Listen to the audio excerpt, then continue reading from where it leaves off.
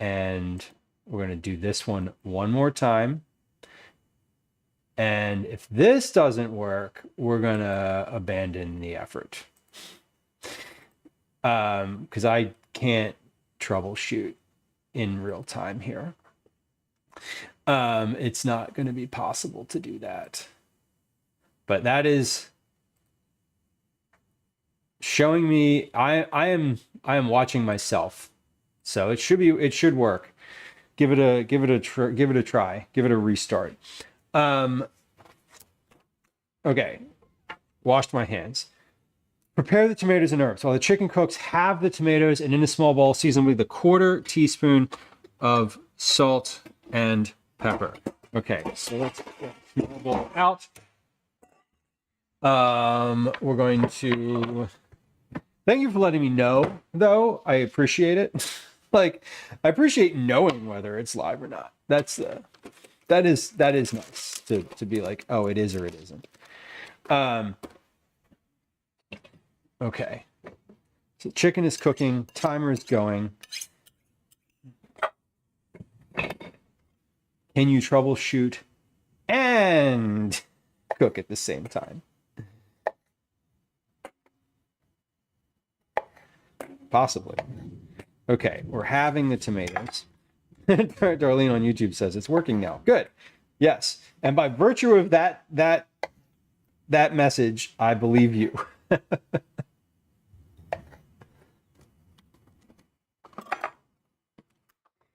Yeah, caretaker, it's weird when this stuff doesn't line up. It's definitely I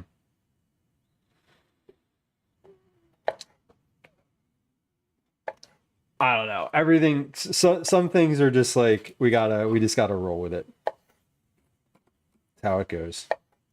Just like one of these tomatoes having mold on it, and now I'm worried about the rest of them. But like I think they're fine. I think they're fine. I'm going with it. I'm rolling with it. These are, in fact, not grape tomatoes. These are the like mixed variety tomatoes, which is fine. Kind of choose your own adventure with the small. As long as the tomatoes are small, I think that's the intention. Is the like tiny tomatoes sliced in half. Some of my notes on these recipes are things like, hey, if you only have regular sized tomatoes, go ahead and just small dice them, like things like that. Where it's like, well, you could do this, you could do it, you could do this, you could do that, like very sort of easy tweaks and things of that nature. Season with a 1/4 teaspoon salt and a 1/4 teaspoon pepper. Okay.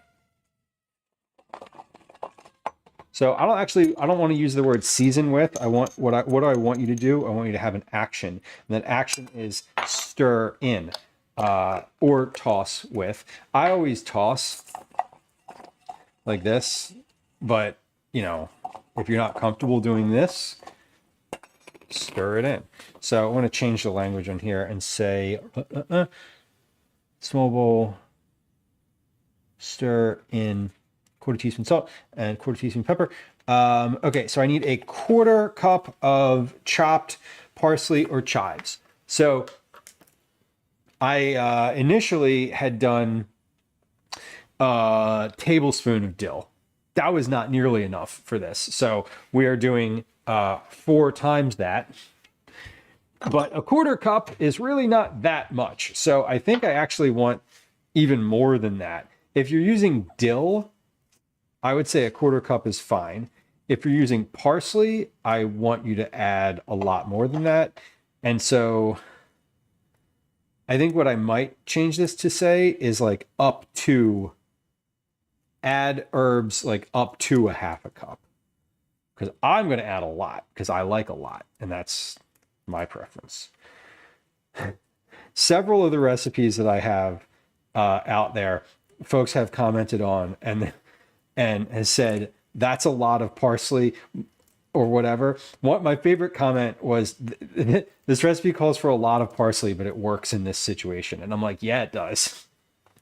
Yes, it does. Okay, so we got about 20 seconds left until we have to flip that chicken. So we're not going to get to chop the parsley, but we are on track to finish the, we're on track to do the two things that I wanted you to do while the chicken was cooking, which was the herbs and the tomatoes. Okay, so timer is going. Let's reset that to 6 minutes. We're going to come over to the stove and take a look at what the chicken looks like now. Come on over to the stove. So here's the chicken after being on medium for 6 minutes. Oh yeah, that looks that looks great. It doesn't look great, but to be fair, it looks like it's like, it looks like what I was expecting. I'll say that.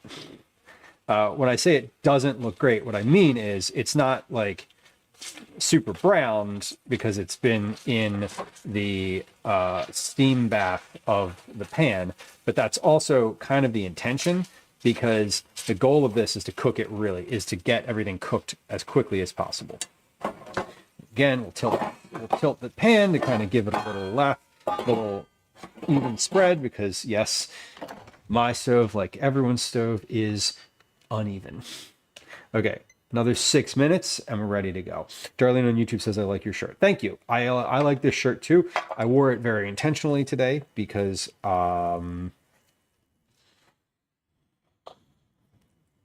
sometimes, I don't know, because sometimes you just got to make yourself feel good by being like, I still love our Canadian neighbors and friends. Don't hate me.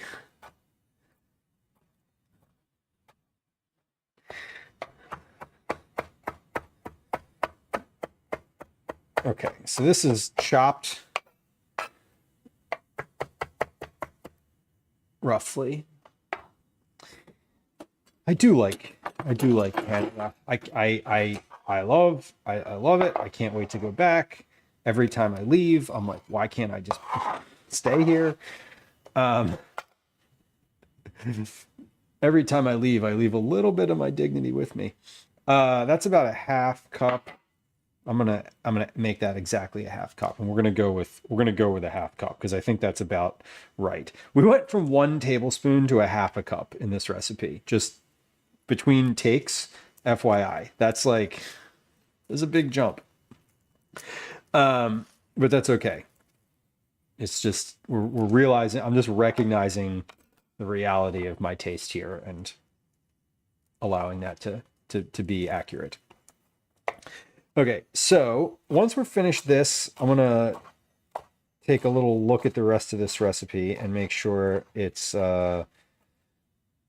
good. I have a note in here, not a note, but it says to add an additional tablespoon of olive oil. I don't actually think that's necessary. I don't think it will be necessary given what I was just looking at in the pan there, because when I looked at it, when I opened it up, it's still got a lot of liquid in there. So I don't think I'm going to need to add any additional liquid. I was considering it, but it seems like it will not be necessary. I need to get a little bag. I need to start another freezer bag for herb stuff. In honor of Peter Cullen. I did not. No. I mean, if it helps you, Nina, you could make that assumption. And I'm happy to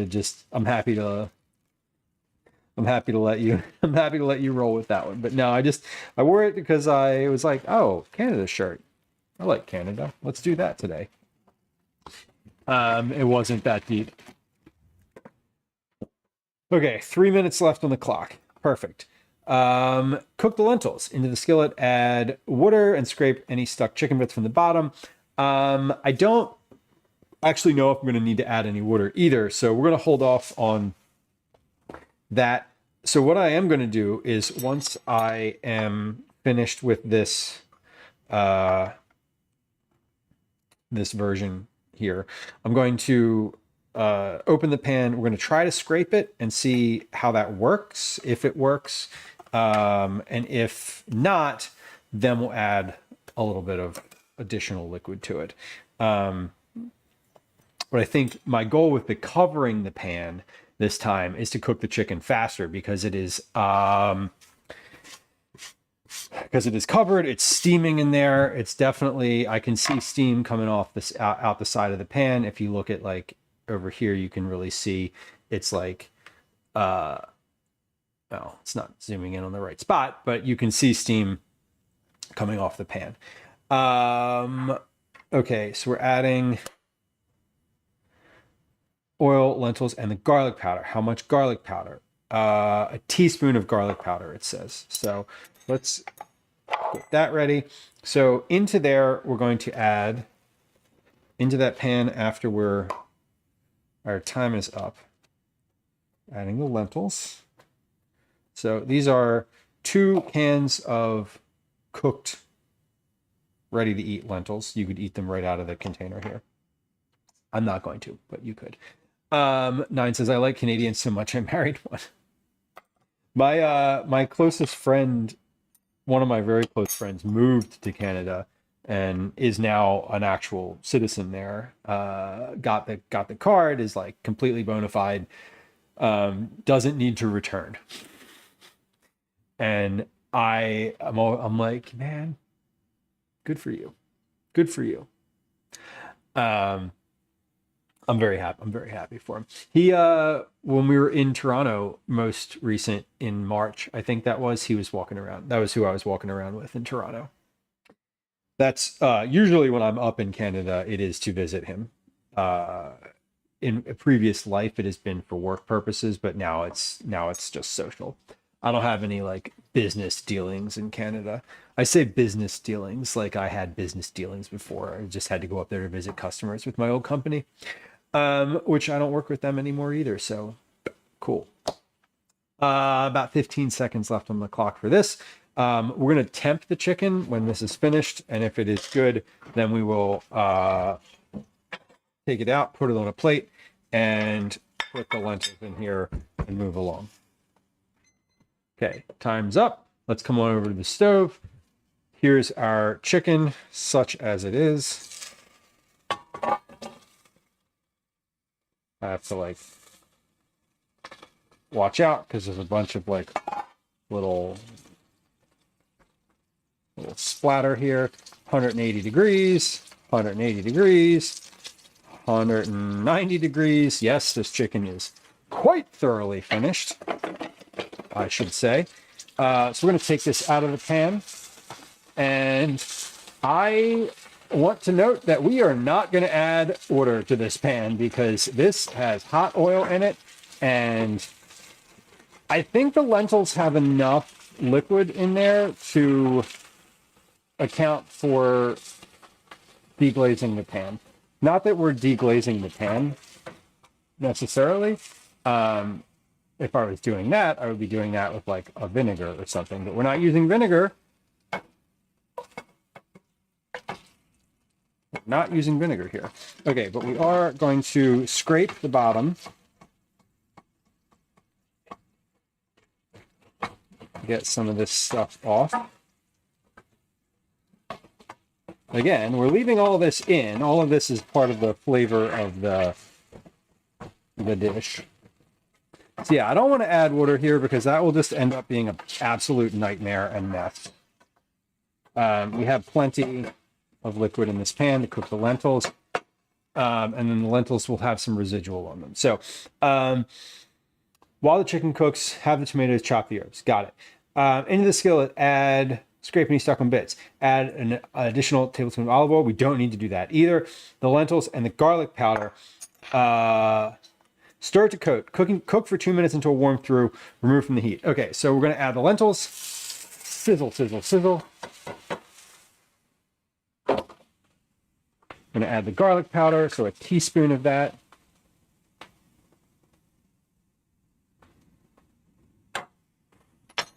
We're going to stir.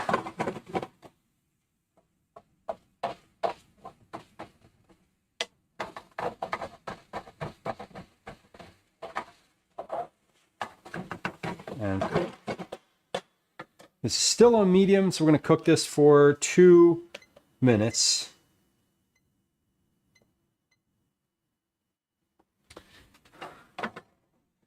Now these are unsalted lentils, so I'm going to add a half a teaspoon of salt to this. What do I want you to do while these lentils are cooking? I want you to stir occasionally and scrape the bottom of the pan. That's what I want.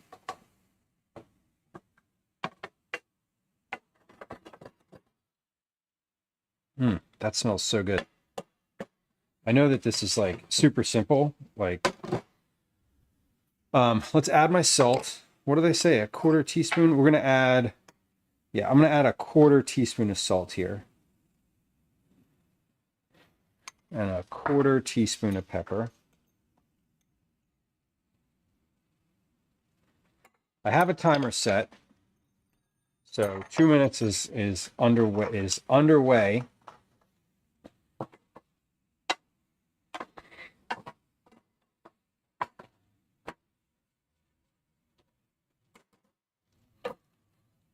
Okay.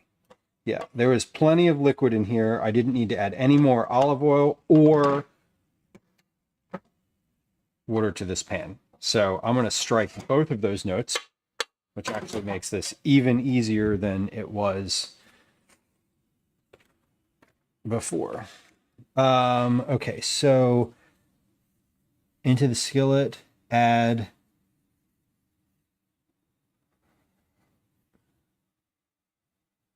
the lentils, garlic powder,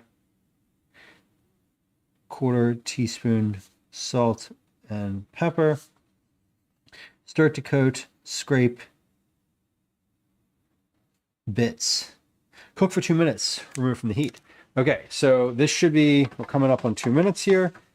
Is this about what I want out of these lentils? It is. We have a dry-ish bottom of the pan. They're starting to be good there. Shred the chicken. Okay. Remove from the heat. Okay, so we're going to remove from the heat. We've turned off the heat. I'm going to leave these sit on the burner for just a second while we come back over here. And it says, shred the chicken into blank size pieces. I don't know what that note was really intending, but like, I think I will say what I will end up saying here. I'd like to say shred or chop the chicken because this is very hot and shredding it might be difficult if you are in such close proximity to it having been in hot oil like 2 minutes ago. I'm shredding this by mashing it with a fork, and then I'm going to chop it a little bit too. But this is sort of my best methodology here is shredding, and shred or chop, I think, is the direction that I will end up leaving with this one, into small pieces, 1/4-inch pieces, something like that. We'll put a ruler on top of here and measure some of these pieces, and then that'll give me a good baseline of size here. Because if you just say like chop the chicken, some people will not do that, and they'll chop it into like large, like medallion sized pieces or whatever. Like, I always think with a recipe, like, you have to assume that the people who are reading it literally don't know what you're talking about, have no idea how to do the thing that you are telling them to do, right? Like, I might say in here, like, using 2 forks, shred the chicken in a bowl. And like, when I say take the chicken out of the pan, I'll say like, put it in a small metal bowl. And then the direction will be like, using 2 forks, shred the chicken. Something like that, because I always think about it like this. If you say shred the chicken, I know how to do that. So I'm just going to do that, right? But if you don't know how to shred the chicken, like, what would your first instinct be? Would it be to get out 2 forks and do it and do what I'm doing here? Probably, maybe, probably not. If you're not an adept in the kitchen, or like comfortable in the kitchen, or just like have never shredded meat before, for example, this might not be your first instinct. Cheese grater. Yeah. I mean, would that work? I don't know. I've never done it that way. Why? Because that's not how you shred chicken. But it could be. I usually shred it with my hands. Exactly, caretaker. But to the point, this is ripping hot still, because not 3 minutes ago it was in hot oil. So I am just like, I feel like, would I want to do this with my hands? Yeah. Could I? Probably, but I would then like complain about it. I'd be like, oh, it's really hot. It's really hot. Ow, ow, ow. Which is fun and makes for like fun content and whatever. But KitchenAid with the paddle on, Savory Sailor, big brain. I love that. That is wise and definitely works. And not a thing that I would tell someone to do for this purpose, because that dirties another dish. However, if you're making like 10 chicken thighs, then it's worth it. You're contrasting the amount of effort of manual shredding versus the effort of getting the thing out and then cleaning it. Cleaning it's the big aspect. It definitely, you gotta clean it afterward. But I'm going to strop this chicken, shred chop. Yeah, a little rough shredding, and then we're just going to take and run a knife through here, get these big pieces like in half, and shred the chicken. Add to the skillet along with the tomatoes and herbs. Stir to combined. Super easy. So let's get the skillet over here on the counter, because that is ready to go. This is a hot, it's meant to be a like hot salad. So this is still, God, this is not enough lentils. Like, how do I added 2 cans of lentils here. It's like still not enough. I'm not annoyed by that, but it's like, it is a little annoying, I'm not going to lie, because I really would like this. The ratio is off here. Still off. Still off. So I'm adding the tomatoes and I'm adding the chicken. Again, I'm following the recipe because this is what you would do if you were like making this, is to follow it. So I just, let's see. Yeah, again, it's like I took a whole chicken thigh out of here and somehow there's still too much. I added more lentils and less chicken thigh, and somehow this batch has more of all of it. More chicken, less lentils. But I mean, overall, is this bad? Is it a bad thing? No. I just wanted there to be more lentils. That's all. Okay. There you go. Oh, yeah. Throw water in the soap in the KitchenAid when you're done. Let it clean itself. That's a good idea. I do like that idea. I'm a fan of that idea. That's for sure. I never think about that, but it's a good one. Okay, well, this looks good. This is where we're at currently.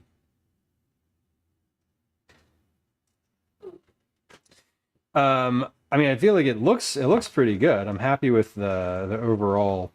I'm happy with the overall output of it. With the same volume of fried lentils, they would expand more. They would.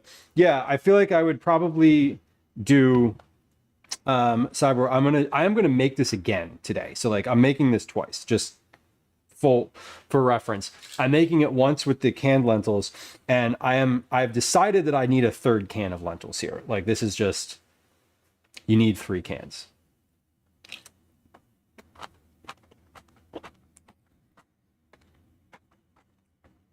Taste-wise, though, that's excellent.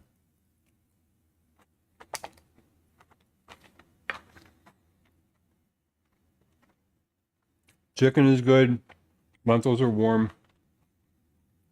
Tomatoes are like ambiently warm, but they're still crunchy. And seasoning, this is really pretty good. I don't think I need more. I'm getting plenty of salt in there. I think salting the chicken first and having that be sort of the big flavor in this is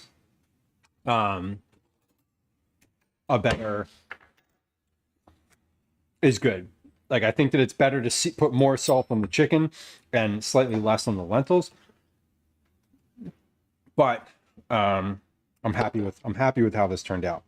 So let me take a photo of this, because I would be happy with this. Like, if this was the final version of the thing, I think this is pretty good. I'm going to try that again with the dried lentils. We're going to cut the chicken cooking time by 2 minutes. And we're going to use like two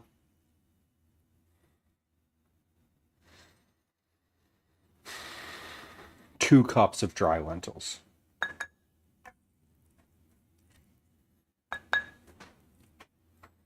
Now, the dry lentils are also green lentils. So I use red and black in this. The black lentils are better, are much tastier, crispier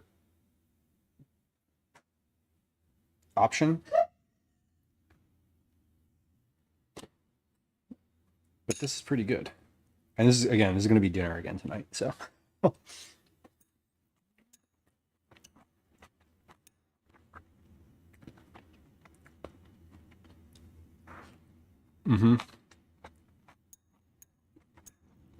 This is pretty much what I had in mind, though. And I don't think that adding more lentils to this would make it take any longer to cook. Feta would be excellent in here. This is a good idea.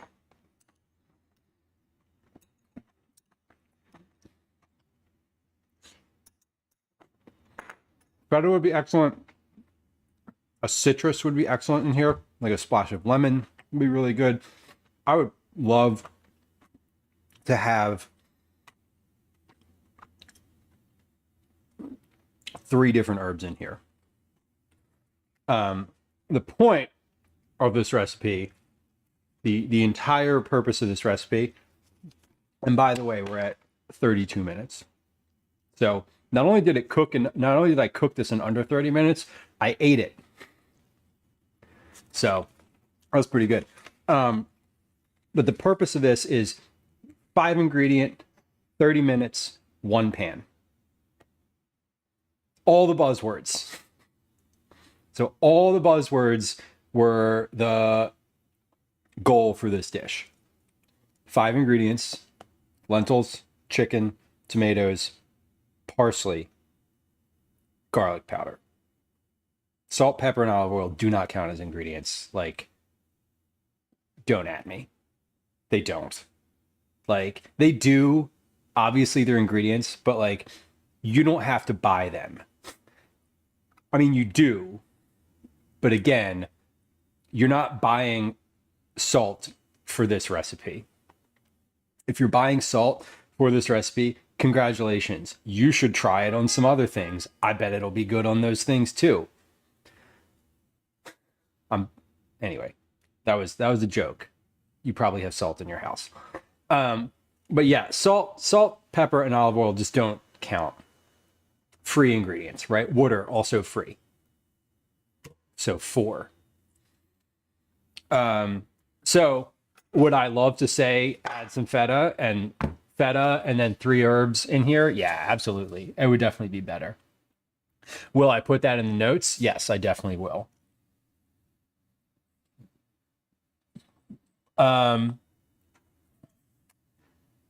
As well as like other spices. You want it to be a little bit hot? Put some cayenne in here. See what happens. Put some chili powder. Whatever you want. That was a rule in 5 Ingredient Fix on Food Network. Those are free ingredients. Yeah, and like as they should be. As they definitely should be. So I don't know what the end result of the volume is here, and I didn't I didn't measure it before I ate it, which I usually do, but we'll measure it now, and then we'll measure it now, and then we will add like a bowl of this. I'll portion out another bowl of this, and then we'll just add the total together. And this is like a rough total because your chicken, when the ingredients list calls for 3 chicken thighs, some of them are going to be bigger, some of them are going to be smaller, just like regular people thighs. But this should make, looks like it's going to end up being somewhere around 4 cups of yield. Yield. It's a funny way to refer to the food that you have. What's the yield? Yeah, this makes, let's say 4.5 cups. 4.5 cups.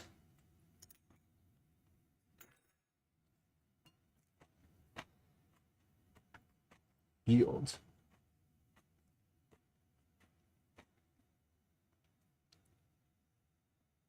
.4 ounces, 750 grams. So let's do this. We're going to add a little bit to this bowl. So we're going to tear this bowl. We're going to add from this bowl about what I put in there before, which I already ate, obviously.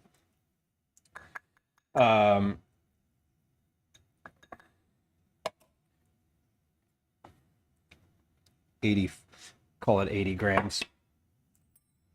80 grams, 3 ounces. So this is, let's say 29 ounces.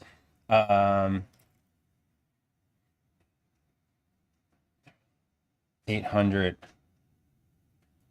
grams. Okay, cool.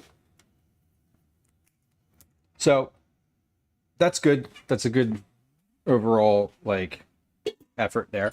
I'm going to try this again with the dried lentils now. I'm going to wash my pan out first because I obviously need to use that again. So we're going to try it with the dried lentils. I'm going to shorten the chicken cooking time because my chicken was quite cooked when it hit the end time at 6 minutes per side. So I think we can drop that by 2 minutes or so. And then we're going to try it with the dried lentils. Let me see how we do. Oh my God, I'm so sorry to hear that.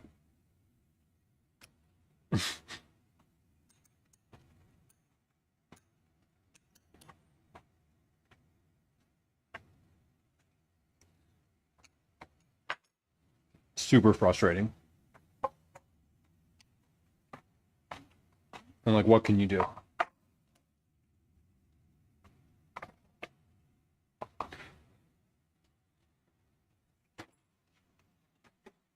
And what can you do about it other than be frustrated? You can't go without water. Well, I guess you could, but generally that's not an option.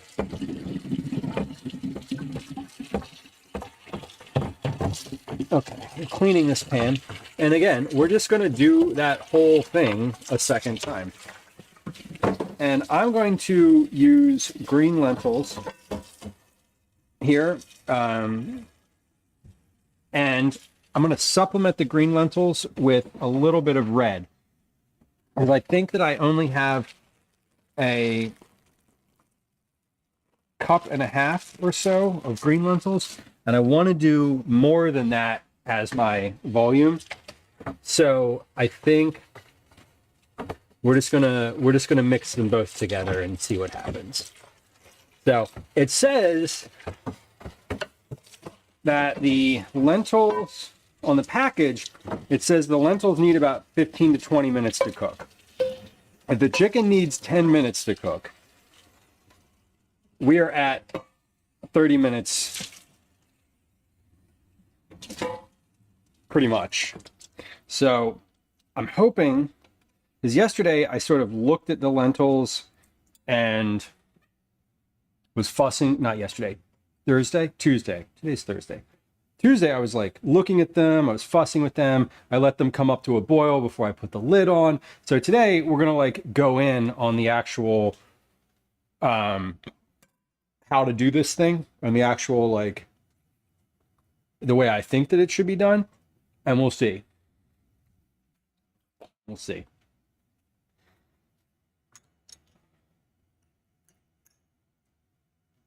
Yeah, Murphy's Law, Bellis. No, it's what are the law? Not Murphy's Law.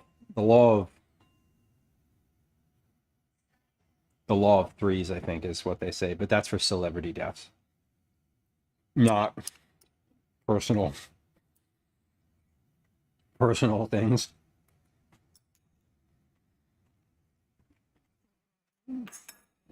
One day at a time is the only option. Okay. Reset. I'm going to do that all over again. All right. Because also, a couple things. I parsley my teeth. I really love this salad. This is like one of my favorite things. And so I don't mind having like a lot of this on hand. Like that's not a problem. I'm gonna eat this. We're gonna have it for dinner. I'm gonna have it tomorrow. So not really a problem to have a lot of it. So so I don't mind making it again. Same thing with the Brussels salad. These are both the other thing that we're making today, Brussels sprout salad. These are both things that I make that are like quick things that I eat all of the leftovers basically like every time I have them. So like I ate all the leftovers from Tuesday yesterday as I was working. So today I don't mind doubling this recipe if it helps. Okay, so we know how to do the canned lentils. I know that I need an additional volume of canned lentils. With this, let's read it again. Stainless steel or cast iron skillet, 2 tablespoons of olive oil, preheat to shimmering, season chicken thighs, set the chicken thighs, cook for 5 minutes, flip, cook for 5 minutes more. Okay, so we're gonna do 5 minutes on the timer. So that took roughly 26 minutes. The first version of this with the canned lentils took a very short amount of time. With this one, I'm going to attempt to move faster and shorten it even more. So, okay, we're going to start the timer, season the chicken, start the timer, turn the pan on, put the oil in, season chicken, go, go, go. That's what we're going to do. Okay, so literally starting the timer. Pan on, wrong burner, pan on medium, olive oil into the pan, 2 tablespoons. This is my chicken from earlier. I got it out of the freezer. It was totally frozen. Now it's thawed.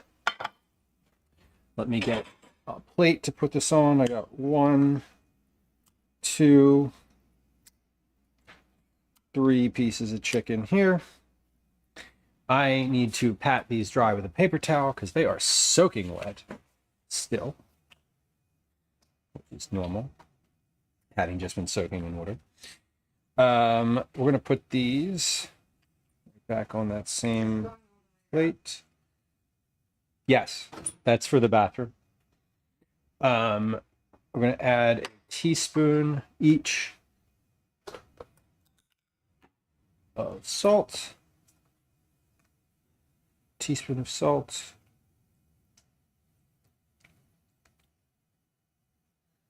Teaspoon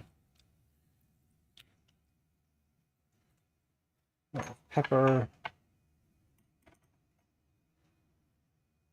I think I need a half a teaspoon of pepper here, actually. I have like residual pepper in my mouth right now, and I don't love it. It was like a little spicy. So I'm going to, and I don't mean spicy like hot. I mean, it was just like kind of pepper chickeny. So I'm going to reduce the pepper on the chicken here just for the sake of like my own palate and see if I like that any better. Okay, that was about a half a teaspoon. Okay, we're at a minute 50 seconds, so we're gonna come on over to the stove and put our chicken on. This is we're at 2 minutes. So this has been preheating for about 2 minutes on medium. We're going to sizzle, and sizzle. And we're going to cover this up. We're going to set our timer for 5 minutes. Go. All right. So while that cooks, I'm going to wash my hands, and then we're going to, I'm going to wash my hands, and then we will commence with the prep of the other things. So the other thing here is that if you use dry lentils, you don't need to be as quick to get the other ingredients ready because the lentils also have to cook. Yeah, they also have to cook. So I think what I'm going to end up doing is saying, listen, this is a you can do this in 30 minutes. No problem, use canned lentils, super easy. If you want a more chewy, sort of toothsome lentil and you want it to be a more like grain salad, then you're going to want to use canned or fresh lentils because they're better for that. So, 4 minutes on the clock. This is on medium. It is on medium. It is a true medium. I don't have it bumped up at all. It's at 3.5 out of 7. C Films, welcome in. How are you doing? I'm doing well, generally speaking. We're getting through some recipe testing today. It's all kind of coming together. So before I cut the tomatoes and the herbs, though, I need to measure my lentils. So the other day, I was there weren't enough lentils in here. So we're going to measure 2 cups of lentils, 2 cups of dry lentils, which is a pretty generous amount of lentils, I think. We did a cup last time, so we are literally doubling the amount of lentils in here that we did last time. They shouldn't take much longer to cook than they did last time, though, because it's all just in the same pan. Like, we're not sort of it should be fine. I think it should be fine. Now, is this the right measuring cup for lentils? Like, no, it's not. But we use the thing that we have. All right, so it's about 1.25 cups of green lentils and then 3/4 cup of red lentils. The red lentils take slightly less time to cook than the green lentils, just in my historical awareness of cooking lentils from dry. Okay, so we got about 2 minutes left on the chicken until we flip that. I don't need to drain and rinse any beans because we're using canned. And do I need anything else in the sink? No, I do not. Okay, this is my, pop this in the freezer. This is my the water from the beans from the first batch. This is going to freeze, and we'll use that in our stock, our vegetable stock that I make. Okay, so we are into the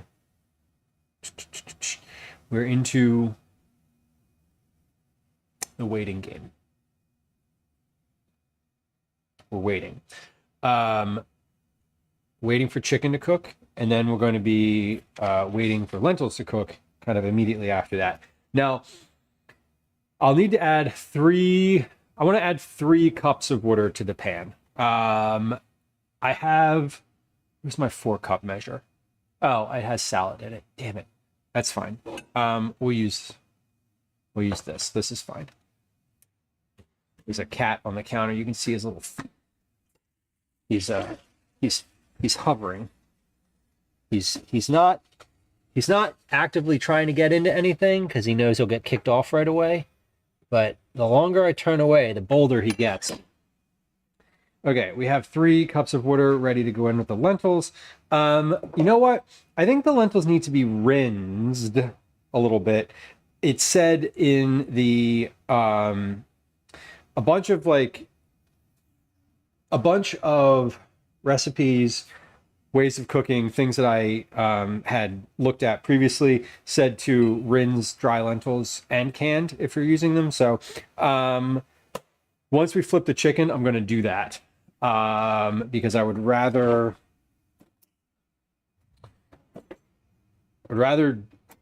try to do that and then just see sort of if that makes any kind of difference. I don't know. I'm not soaking them. Okay, so 5 minutes is up. Come on over to the stove. We're going to flip this chicken. So this is good. We got some steam coming off of here. That is perfect. Okay. This is slightly...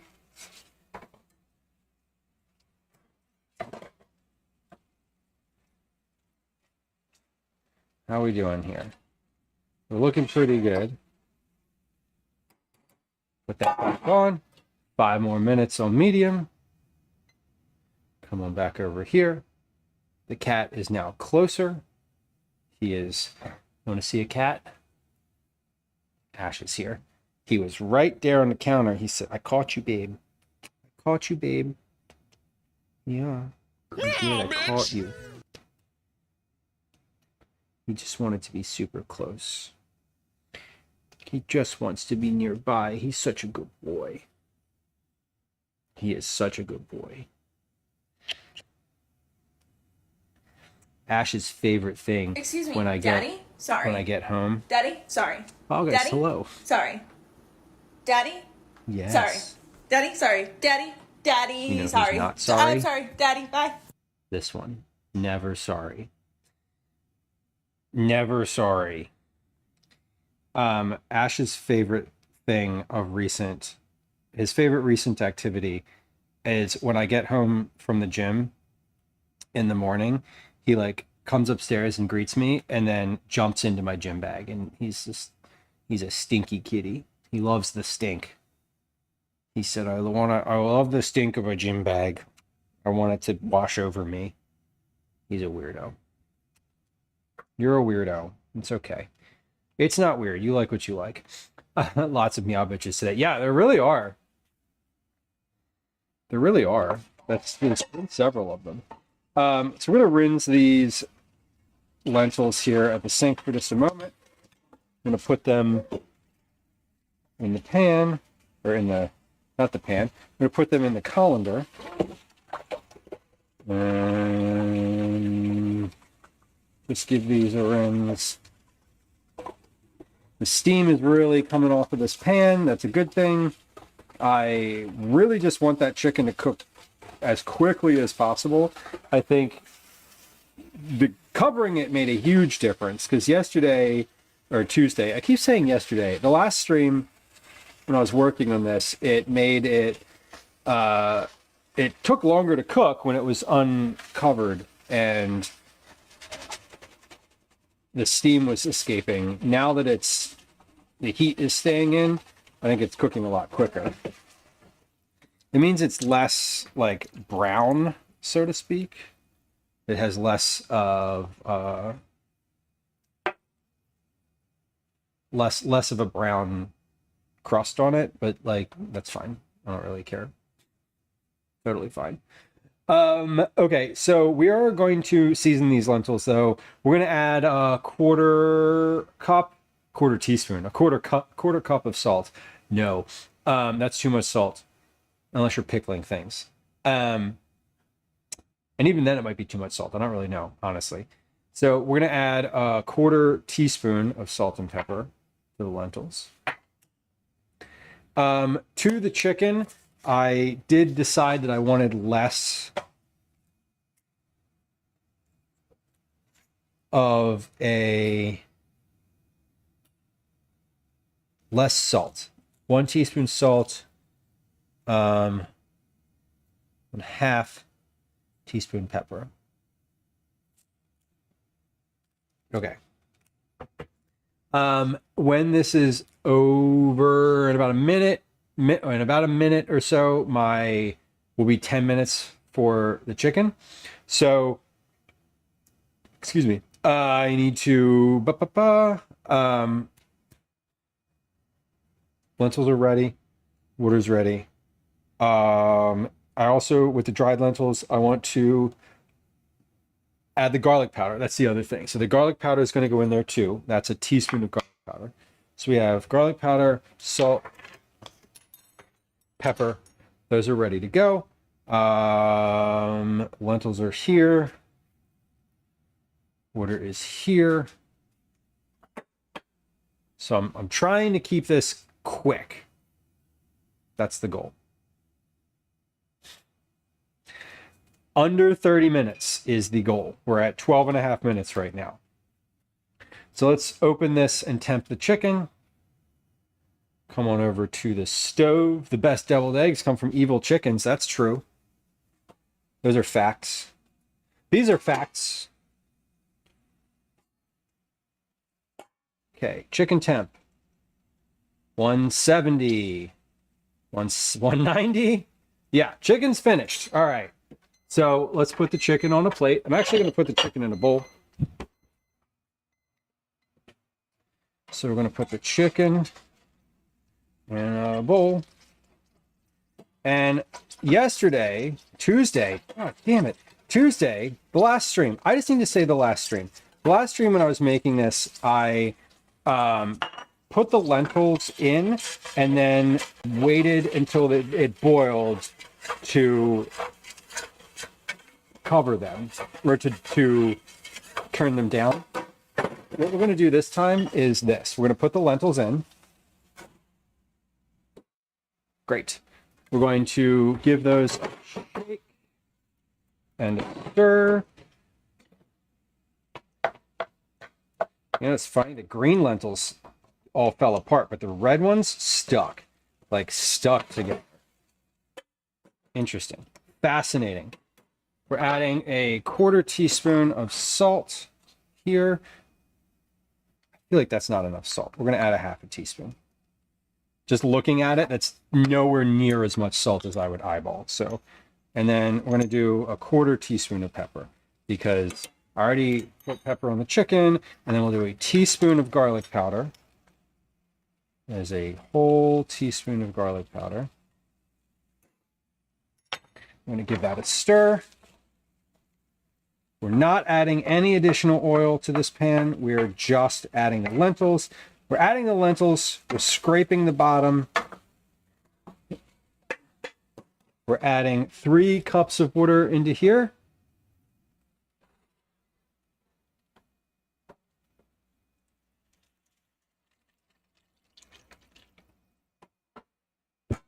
We're going to stir to incorporate.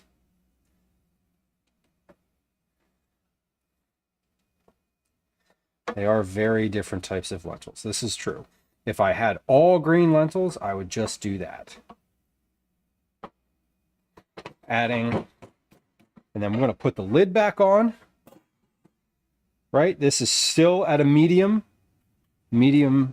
and we're at 15 minutes exactly. I'm going to set a timer for 15 minutes, and we will see where we are at the end of 15 minutes. That should start steaming. I think what I'm going to do is I'm going to turn it up. I'm going to turn it up to high because I want the heat to rock it all the way to boiling. And then as soon as it starts steaming, you turn it back down and cook for X number of minutes. So dried, set the pan to high, add the rinsed lentils, garlic powder, half a teaspoon salt, a quarter teaspoon of pepper, and 3 cups of water. How much dried lentils did I add? I added 2 cups of dried lentils. Cover the pan and bring to a boil. Reduce to a strong simmer and cook covered for blank minutes. Uncover and cook blank more minutes until cooked through and no liquid remains in the pan. Okay, so I was saying I'm going to do this. I literally anticipated that this is what I would be doing, and like this is this is what I wrote on the paper. So we're good. We are good. Ash, look at this cat. Can we talk about this cat? This cat is on the counter. He's getting as close as he can to the food, the actual stuff that's here, without being in it, directly in it. He is wanting to be nearby. He's very proximal today. Ash, you're so close. Hi, baby. This cat just wants. He wants. Where is his chair? His chair's on the other side of the counter. Should we get Ash's chair? We'll see if he'll sit in it. He might sit in it today. All right, baby. Let's see if you sit in your chair today. Come here. Where are you allowed to sit? Come over here. Come.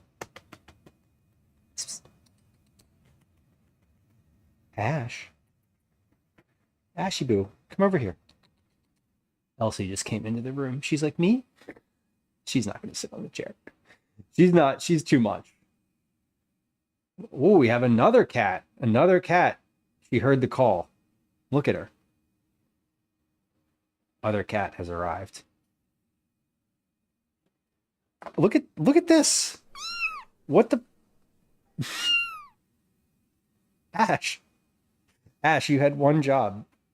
It was to get in the chair.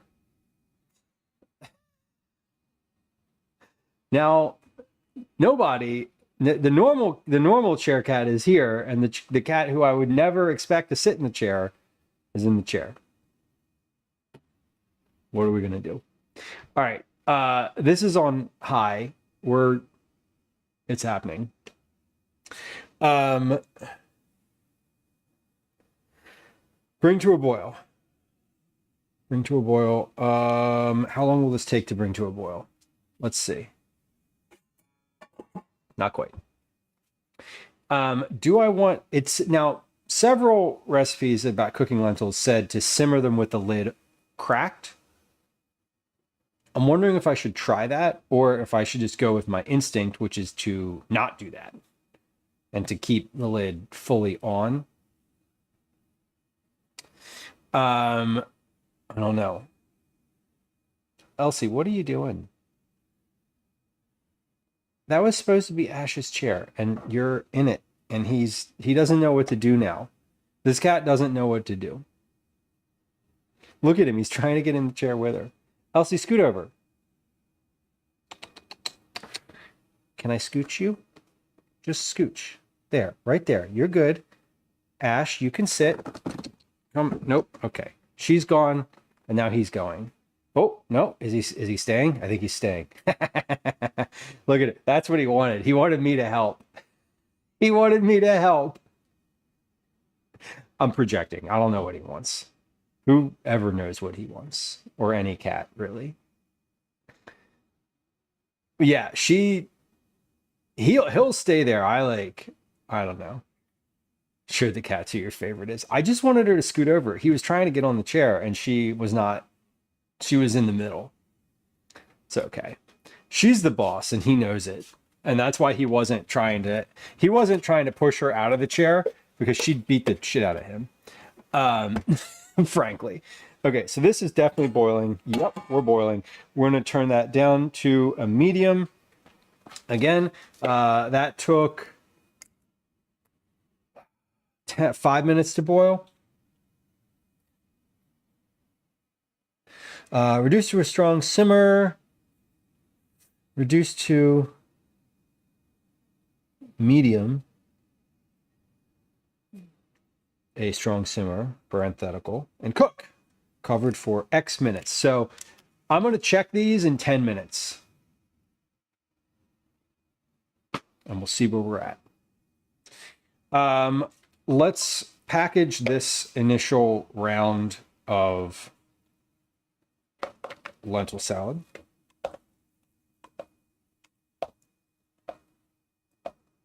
So I love this dish. I have always made it with dried lentils, and I think it tastes fine. Taste wise, it's fine with the canned lentils. Texture wise, it's not what I want. It's not quite that toothsome, like crispy, not crispy, but like firm lentil. Canned lentils are always mushy, too mushy for me. So I'm trying. My goal today with what we're doing right now at the stove is to cook the hell out of these lentils as quickly as possible. Frankly, for lack of a better term, that's the agenda. And I think we might get there. We're at 22 total minutes since I started. We're at 8 minutes left on my timer for the lentils.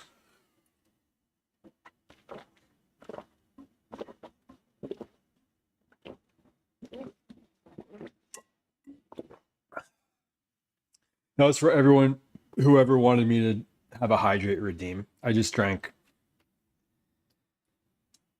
basically all of that.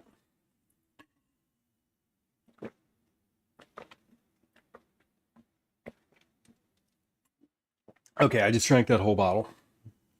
Oh my God. If I thought I was full before, whew, that could have been a mistake. Anyway, very well hydrated now. Let me wash my hands and then we're going to cut up some tomatoes because we have about 7 minutes until I need those tomatoes. Hopefully. That chicken was cooked, fully cooked, at 10 minutes. I'm wondering if we could do it in 8. Basically, every moment less that the chicken needs to cook in the pan is a moment that I could have the lentils be cooking.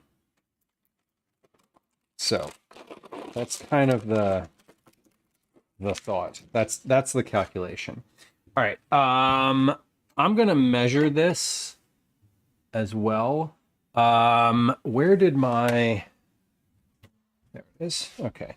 So the lentils were in this cup. This should be about two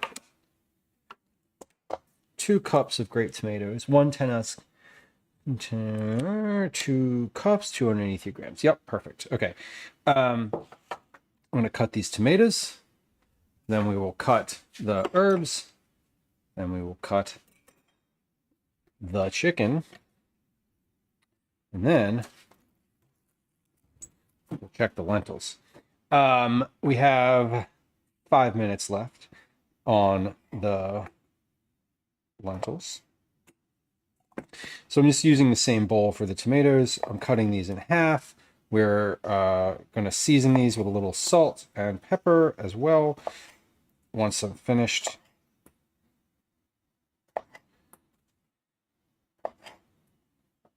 And then next, I think with the lentils, what I'm going to need to do is take the lid off at the end. And if they still need to cook, letting them cook with the lid off for a few minutes, because if there's any liquid left over in that pan, I really need it to come out. And that's why when you're cooking, I think when you're cooking lentils, generally speaking, you tilt the lid of the pan. But I think what I'm trying to do today is cook them quicker. So we'll see. It is Falgeist, you're right. All our cats are all triplets, so their sort of established power structure and dynamic was like very early on. We've determined that Elsie was the firstborn cat. We've always said that Ash was the youngest, but I don't know. Obi's got some interesting tendencies, but I think, to my mind, Elsie was the firstborn cat and feels entitled to all of the benefits of being the firstborn child, no matter if it was minutes or years. Yeah, it definitely is the power structure between the cats is very funny.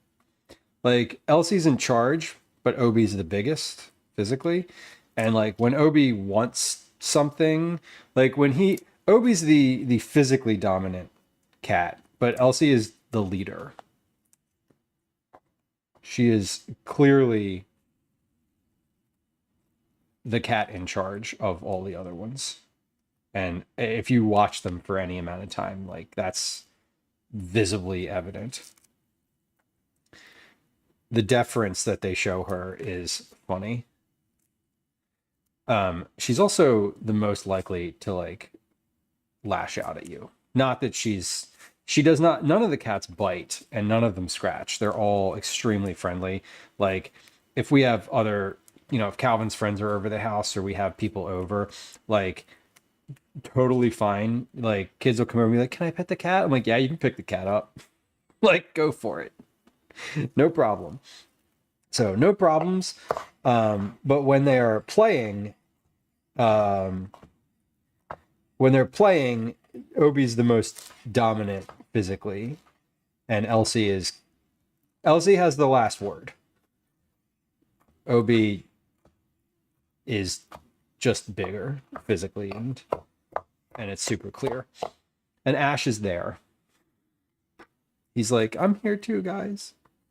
He's sort of, Ash was voted present.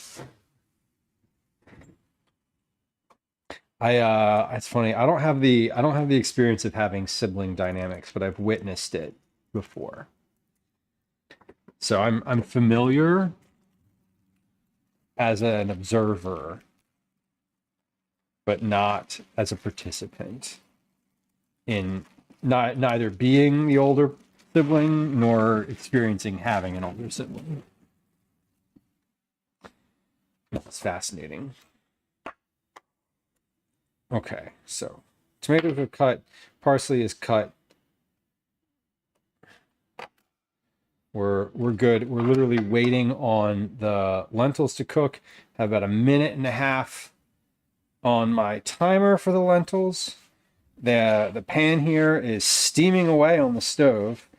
So I'm hoping that keeping the lid on is sort of a pressure, almost like a pressure cooker scenario here.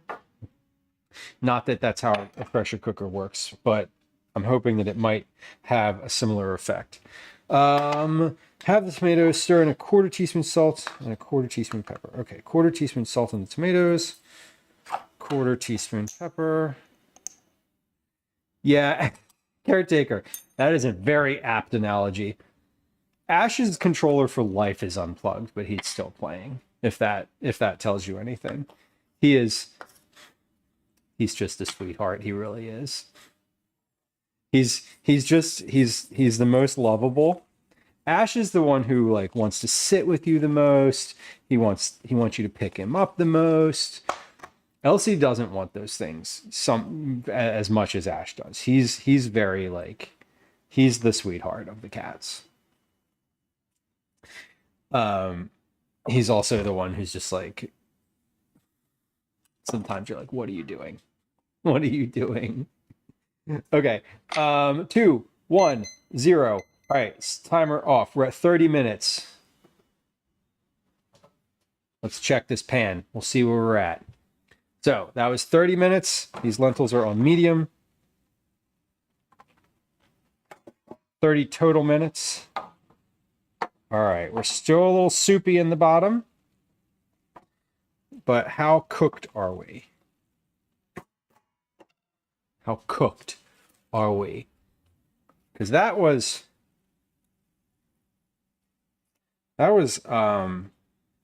if these are cooked, like cooked through, what that means is that I need to add less water to this pan. If they're not cooked through, then I need to maybe adjust the heat. Oh man, those are 5 minutes away. Okay, so I think what we need to do now, let these roll. We'll let these roll for another 5 minutes. Another 5. Just 5 more minutes. I'm putting the lid back on entirely. Like the lid is on. I didn't crack it because I'm also trying to. I don't want to make adjustments right now to my process. Like I think what I would probably say is to put these on a medium high, add 2.5 cups of water. That's my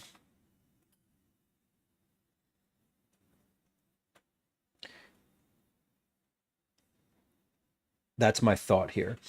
So that was 15, 20 minutes.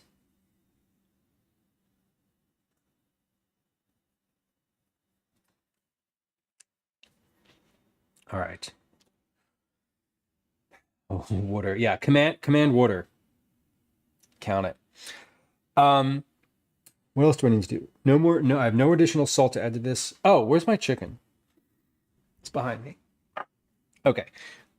Chicken should be ready to shred. Chicken, yeah, I can now I can shred the chicken by hand because it's been out of the pan for long enough.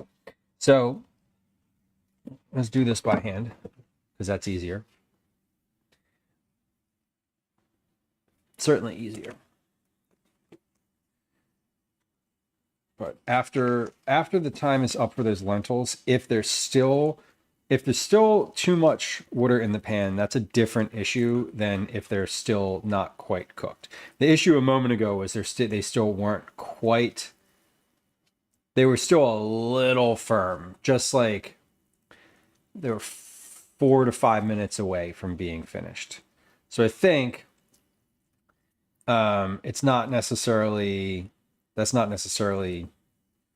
a barrier. I'm at 33 minutes total right now. So I want this to come in under 30 minutes.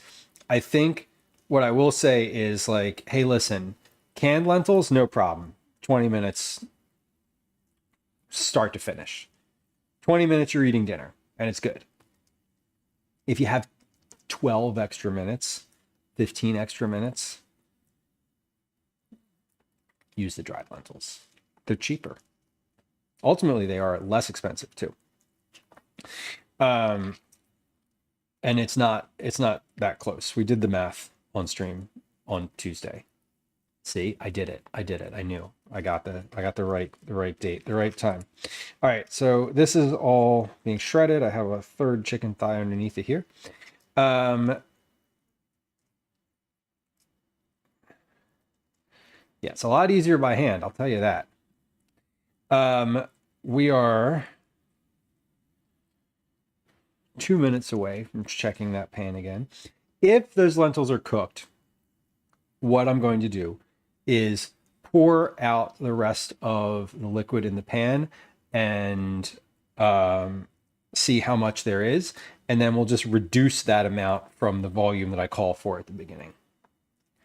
That's really the overall goal. And they're like, those lentils would have been fine the way they were just like 4 minutes ago. I wanted them like to be just a little more cooked. That's it. Just personal taste. I've had them where they were less cooked and more toothsome than the ones I just tried. But again, personal preference is what I'm aiming for here. Oh, we have an Obi. Oh, you can't see Obi because he's behind the pan. You can't see him because he's on the floor. But Obi is here too. Our third cat has arrived. Okay.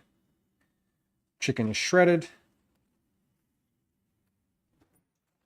And lentils are 30 seconds away. So let's come on over to the stove. I'm gonna come on over and check these again.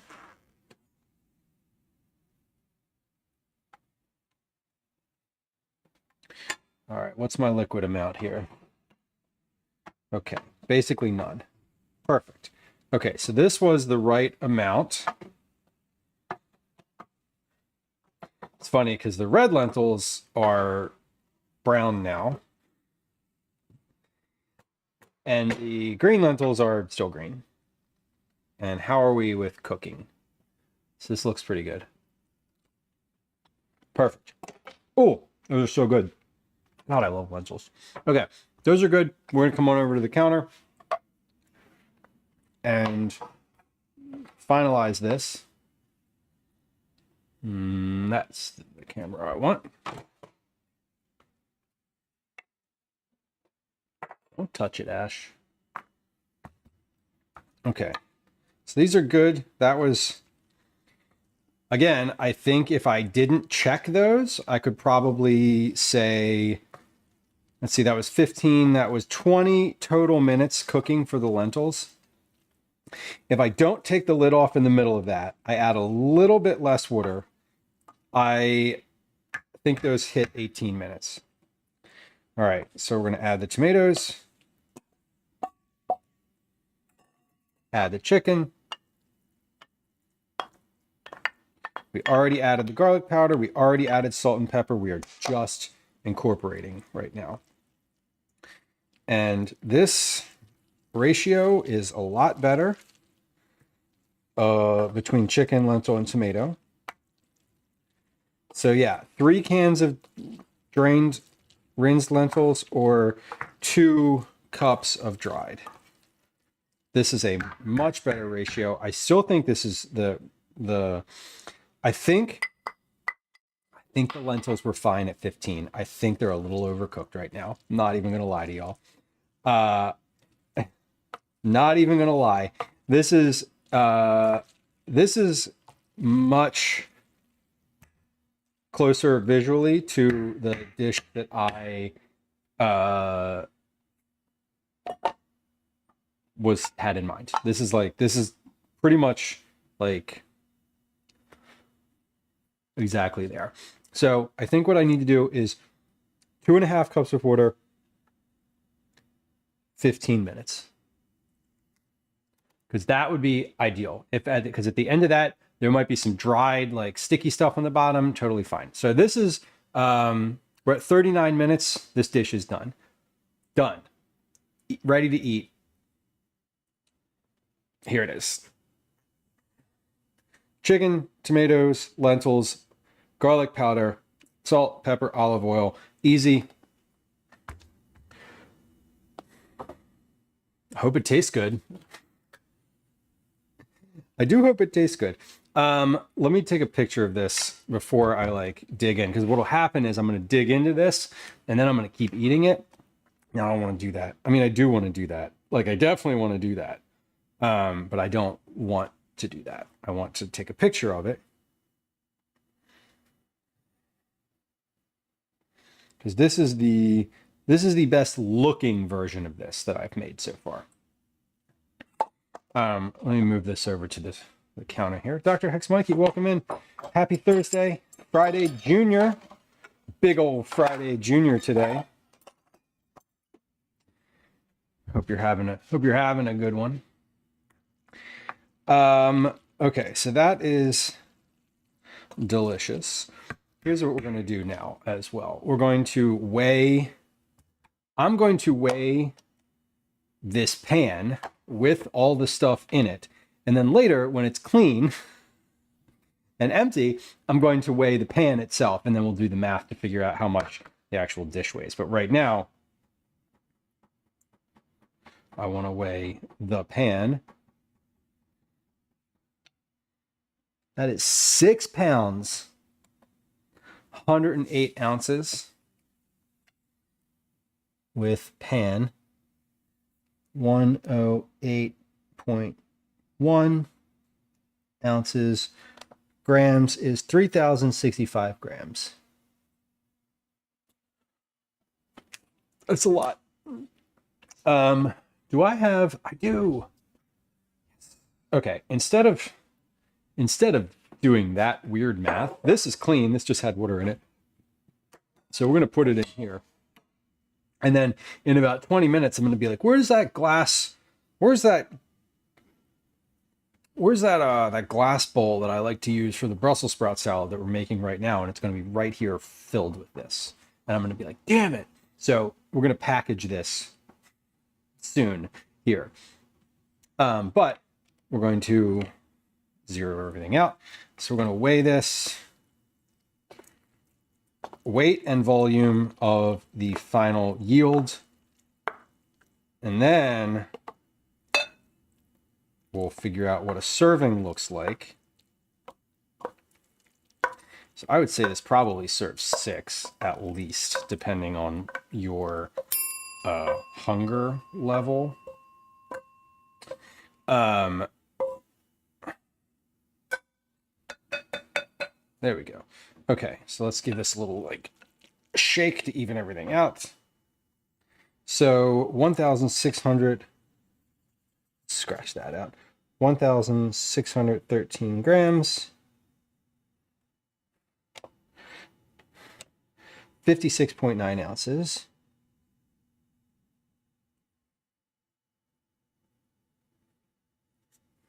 And that is 7 cups. 7 cups. That's a lot. That's a lot. I think you could probably reduce that. You could do this with, I'm guessing like two chicken thighs, a cup and a half of lentils, 2 chicken thighs, 1 cup of lentils, and a thing of tomatoes would probably be fine in here too. There's more, the ratio in this is mostly lentils now, which is what I wanted. For your taste, the general you, it might not be as preferable. I'm putting some water in my pan. We're gonna let that soak. And then because this has 7 cups, we need 4 plus 1 pint container, 1 quart container, and then I'm going to eat a cup of it. So, do you all want to see the third cat? The third cat has arrived. He doesn't know that I'm talking about him, but he's right here. There he is. Here's an Obi. We have a very rare Obi sighting today. Look at this one. This is a big orange boy. This is a big orange boy cat. This is the biggest cat. He's significantly larger than he used to be. This is Obi. He is just a big love. Nice.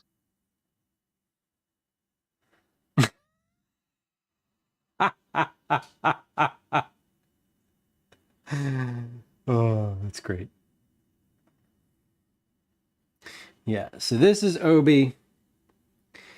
Obi is not in possession of the brain cell today. So some other orange cat in the world has the one brain cell that all orange cats share. So he's just vacant today. He's just vacant. Just doing orange cat stuff. Right? What are you doing? He doesn't even know what he's doing. He's just existing. He's kind of a sweetie. Yeah. Are you just existing? You're making satisfied goof goof noises at me? Mm-hmm. Obi likes when you scratch under his chin like this. He's a big fan. There he is. He's getting a chin scratch. Obi, you wanna look? You wanna do a close up for your chin scratch? Here he is. He's getting. Oh, look at that satisfied cat. Look at that satisfied orange cat. He's just a big lover. Mm-hmm. Oh my God, Obi. He's letting me just scratch him.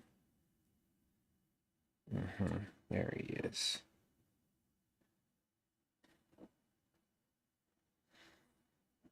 Good boy.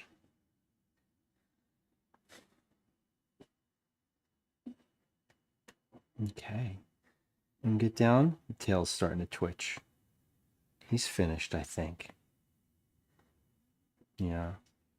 He finished. I can't tell. Very happy cat. Yeah. Okay. I think he's getting down. Is he getting down? Yep, he's starting to struggle. Okay. Go ahead. You're finished. You're finished.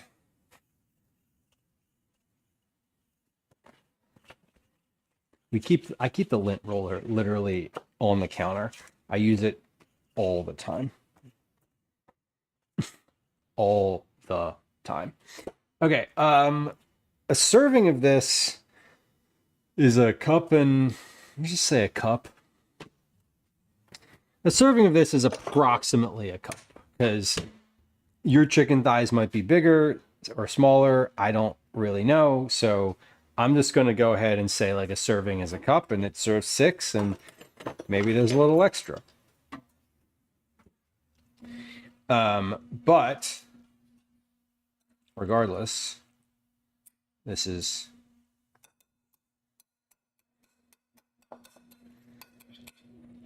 what this looks like. So this is chicken, tomato, lentil, parsley, garlic powder, salt, pepper. That's it. That's what's in here. Super easy. Olive oil, obviously.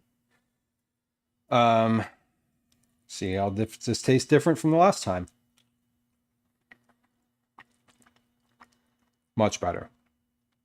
It's so different when you use fresh lentils that are dried versus canned. The texture of cooked dried lentils it's so much better. Like it's not that different, but it's just different enough. Like,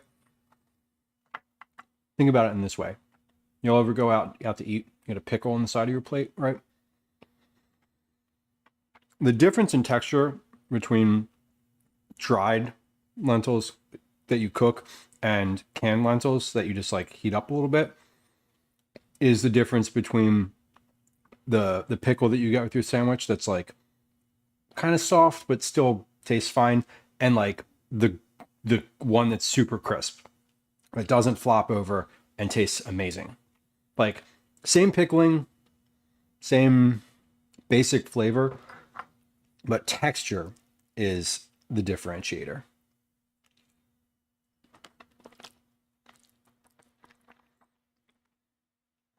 Much better. Okay. I'm happy with this. I have some adjustments to make, but I think overall I have a process that you can use for this for both regular lentils, canned lentils, and dried lentils that I could tell someone how to do with my words, which is called a recipe. So that was the goal. Which is great. I'm happy with that. Any farther notes? Oh, yield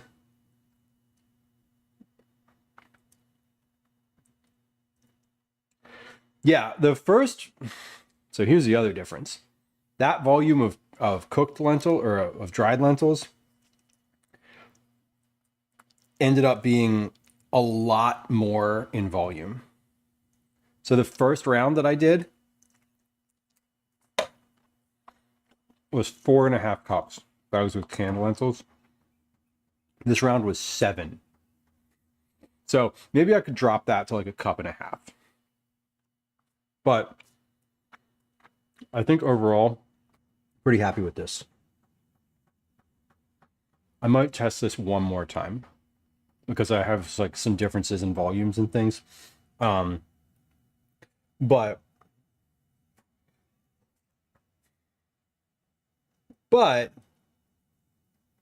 I'm happy with it in general.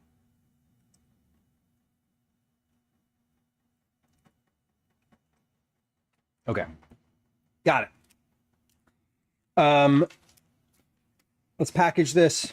I need to wash this bowl, and then we are on to the next recipe, which is our Brussels sprout salad, which is super easy. Super, super easy. I'm not going to test this twice because I don't need to. I think I might. We'll see. But I am going to wash this bowl because I need it for the salad. Because I want it for the salad. I don't actually need it. Ty, welcome in. Clausen pickles. I don't think I've ever heard that term. Is that a brand or a style? I love a good like crispy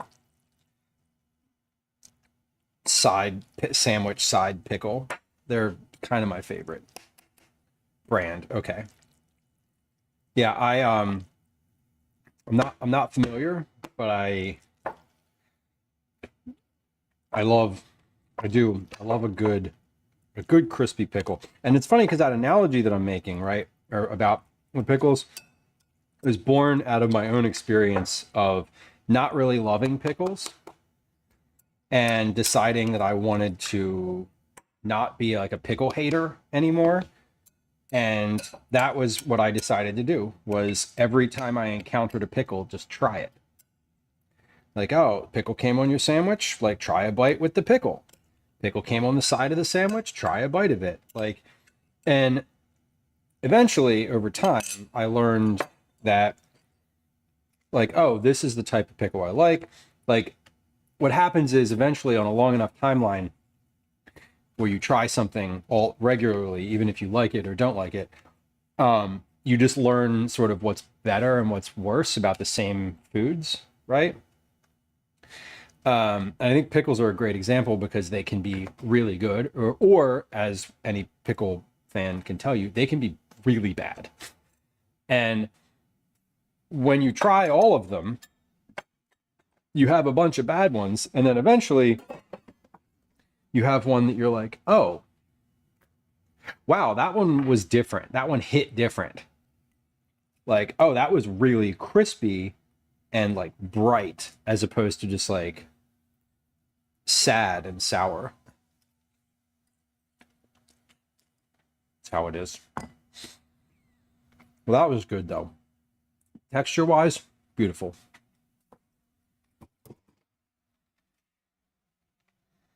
Weak tasting McDonald's pickles. Yeah, I mean, those are. I'm not into like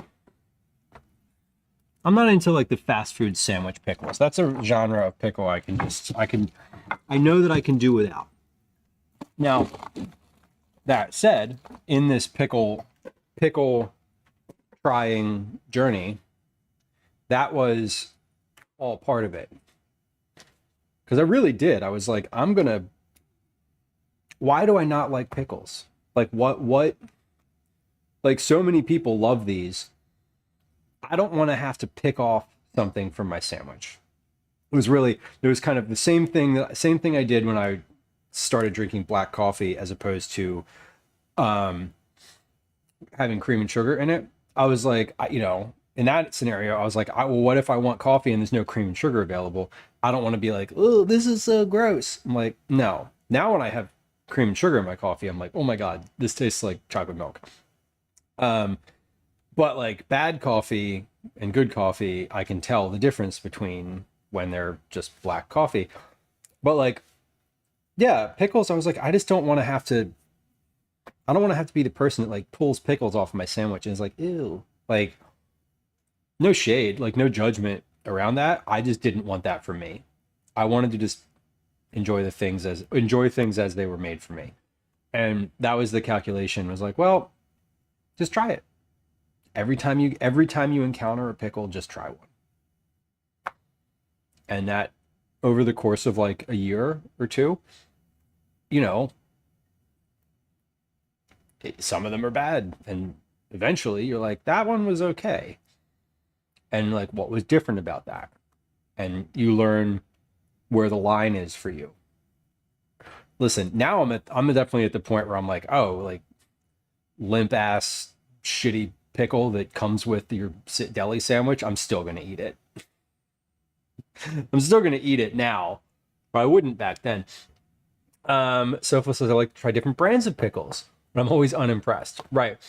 Yeah, and I feel like Sofa, if that's the next step, like you've already hit the next step of the like, okay, I know what I like. Now I'm gonna make this myself because I know exactly what I like.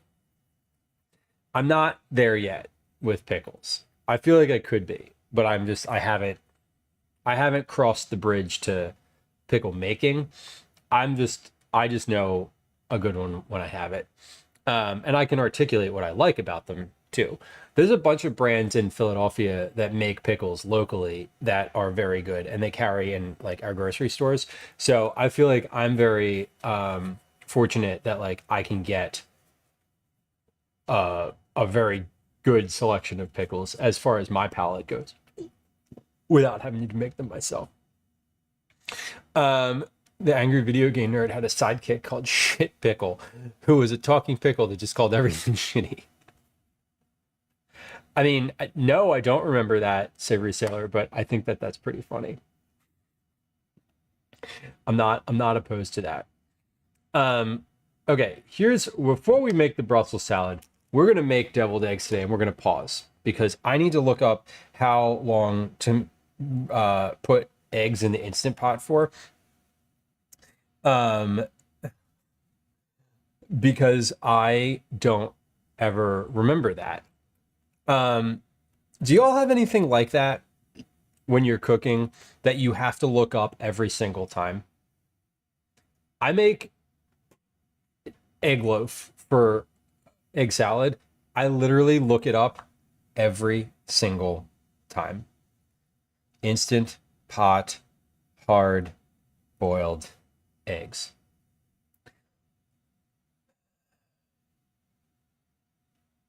Instant Pot, perfect hard-boiled eggs, the instantpot.com website. This seems legit. Cook time 10 minutes. Cuisine American. Yeah, no shit.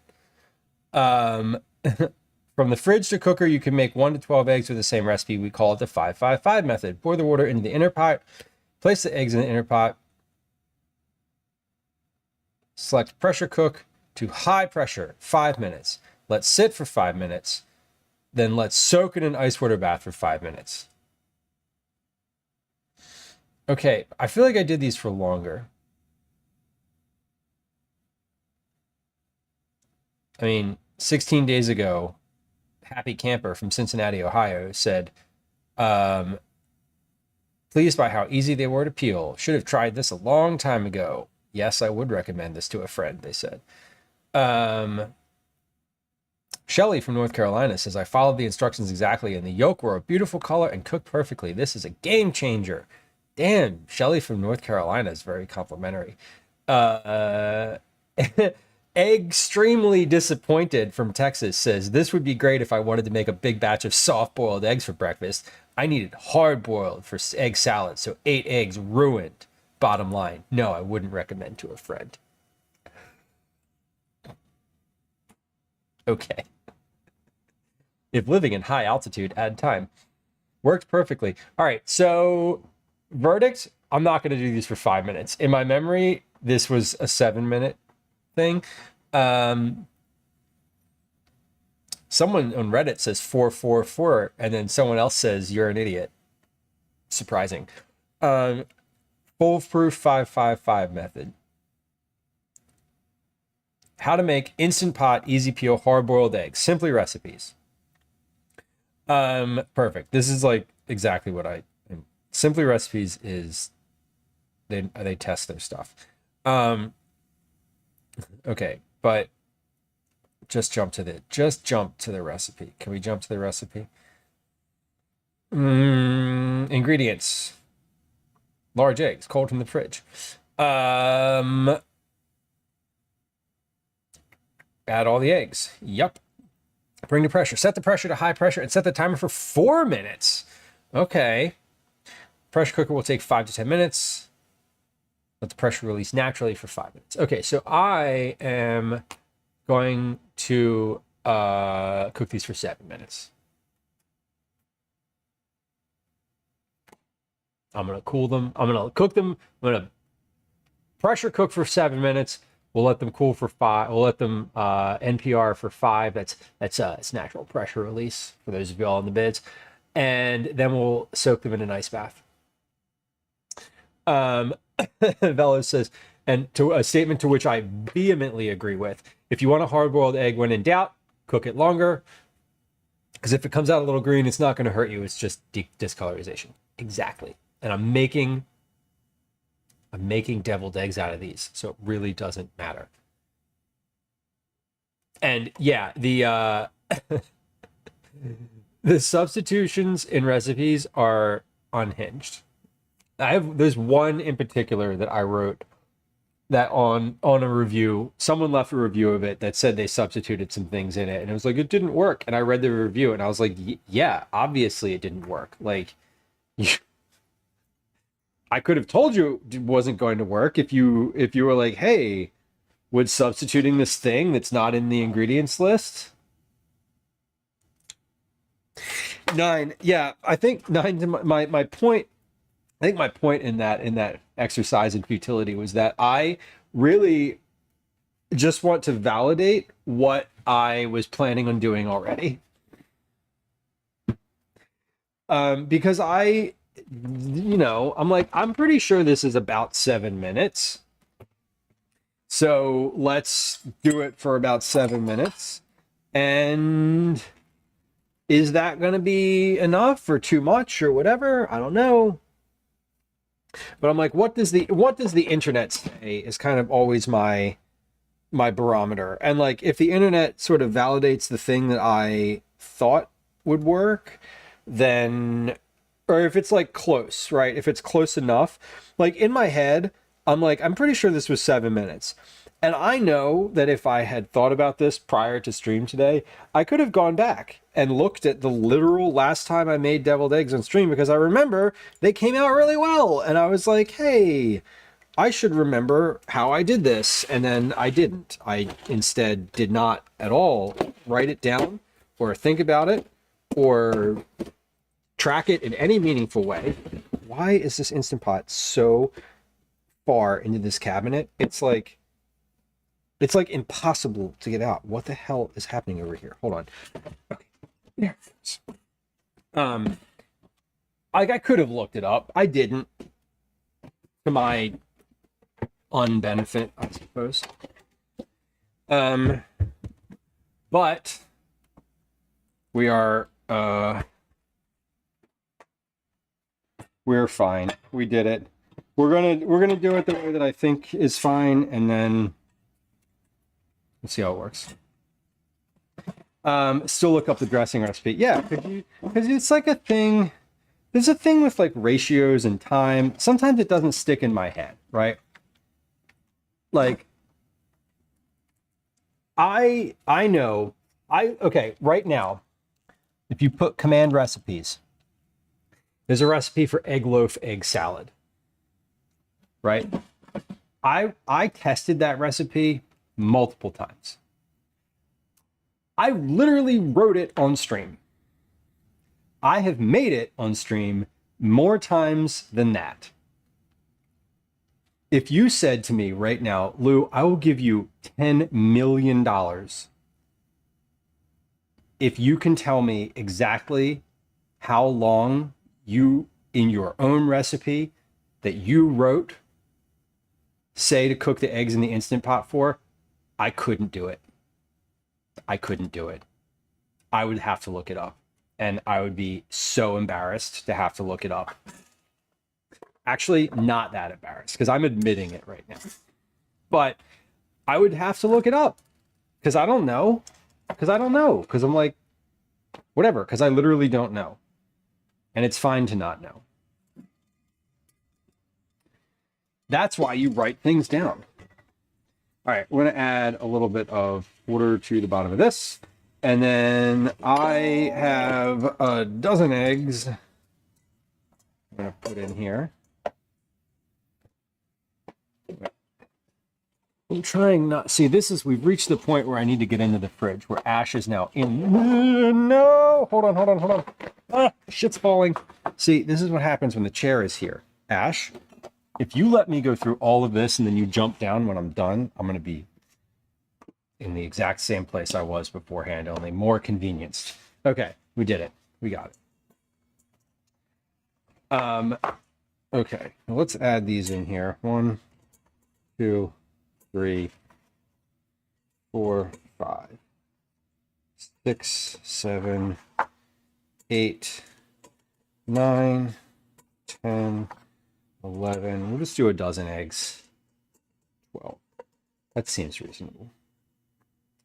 And I want these, because these are for deviled eggs, I want to lay these on their side so that when they hard boil, the yolk is sort of in the middle as opposed to like on an end. Okay, so we'll do eggs in. Let's make sure my seal is good. If y'all have been hanging out here for a while, you know that for a little while, my Instant Pot was like not working very well, and I realized that it was the seal that they get worn out. Like I don't know why I didn't consider that was true. Ash was like, "What the hell is that sound? Come on." Okay, but like we gotta go on. There we go. Okay, we did it. Let's move this. Move this right here. That way you can still see the cat. Sorry for anybody who's on the vertical stream, because the cat is like right here on the other side of the Instant Pot. Okay, so so we need to turn it on. So we have to turn it on. It says egg. That's cool. Okay, we're gonna do manual. Take off the keep warm. We're gonna adjust this to 7 minutes. And go. He is very content sitting there, but his interest has peaked. Now. He's like, what's happening? I'm gonna move that forward on the counter so it's not like within my so it's not within my immediate like realm of where my hand lives, which is right here. Okay. That's going to cook. I don't have a better word for that. Let me clean this bowl for a moment while that's going, so I can get my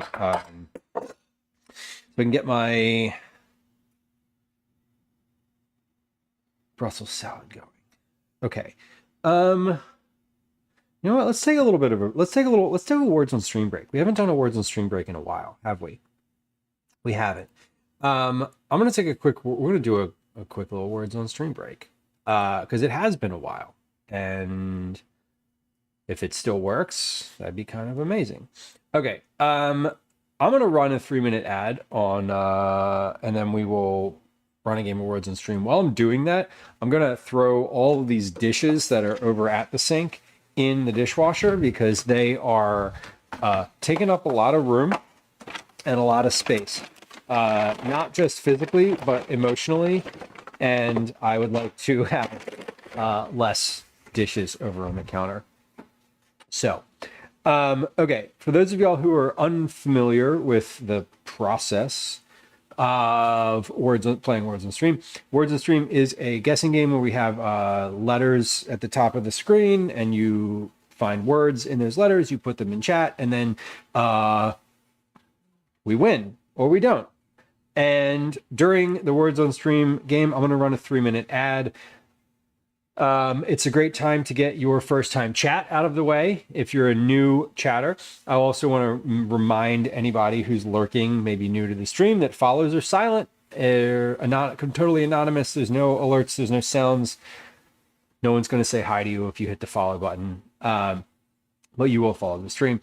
And also, likewise, if you are new and hanging out and you want to get your first time chat out of the way without drawing attention to yourself, Words on Stream is a great time to do it. Just put like a little hi in chat and we'll move on. If you are an existing like community member and I recognize your name and you say hi in chat, I'll probably say hi to you. But like if you're new, I won't. Anyway, yeah, also find time to subscribe if you want to not have an ad. Also, wonderful time to go hop over and watch on YouTube. There's a link to that in the chat. 9, I appreciate that. We're gonna take like I said, we're gonna take a little quick break here while I triage the dishes in the sink. I'm gonna move the camera over here so we can do that. And I'll put the camera on the sink while all of that is happening. And yeah, so hold on. Why is it not working? There it goes. Okay, sometimes the camera is like, no, we're not going to do that thing that you want us to do. There it goes. Hey, we did it. Beautiful. Okay. So wonderful. All right. I keep saying so and all right. All right. Here comes a game of Words on Stream. Maybe. There it is. Here comes a 3-minute ad, and we'll be right back. Great time to subscribe. Great time to get your first time chat out of the way. Here we go.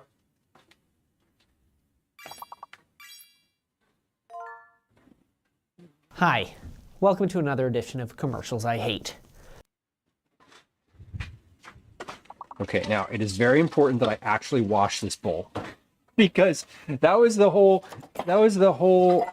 motivation for doing this was like, oh, I have to wash something. Let's wash as much as possible. But if I don't actually wash the bowl, I'm going to be like, what the fuck? Not really. I'll just continue to wash afterwards. All right, but we're clearing the sink out. That's the goal. The goal is not to do the dishes per se. The goal is to have the dishes that need to be hand washed in the dish pan, and then have the dishes that are dishwasher safe in the dishwasher. That's it. And to wash this one glass bowl. That is the primary goal.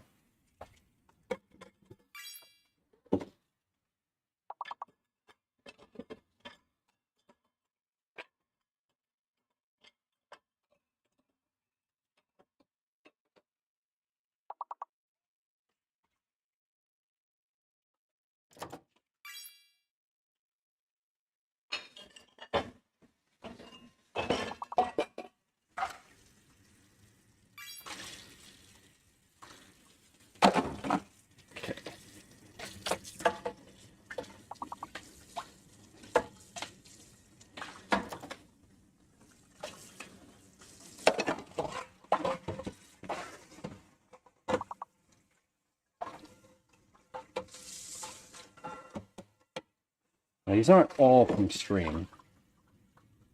Some of these are from this morning. Most of these are from stream, though.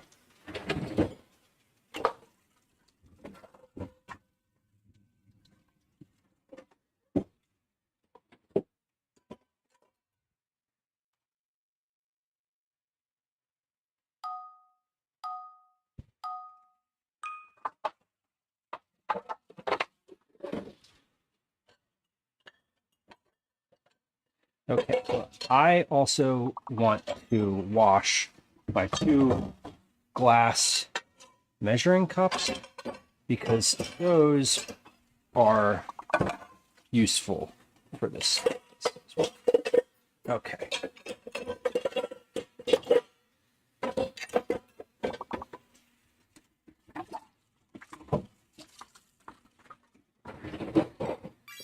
Great.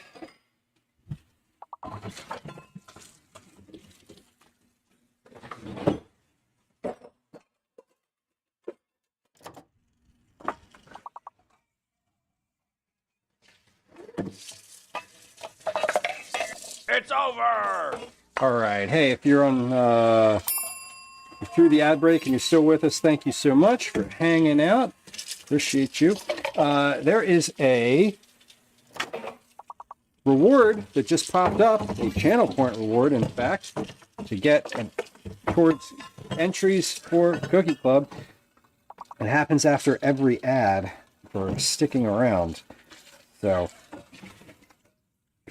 go ahead and click on that if you're interested. It'll be there for another 60 seconds or so.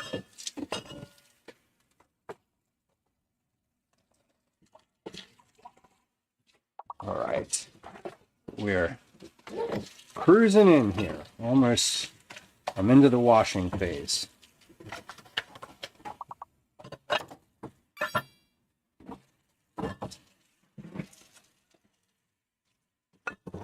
I'll probably have one more game worth of dishes to do here. I know we're not clearing the board right now, but I am trying to clear the sink. So one of those 2 things has to happen in order for us to exit the break here. So we're going to do one more game. Thank you for your patience.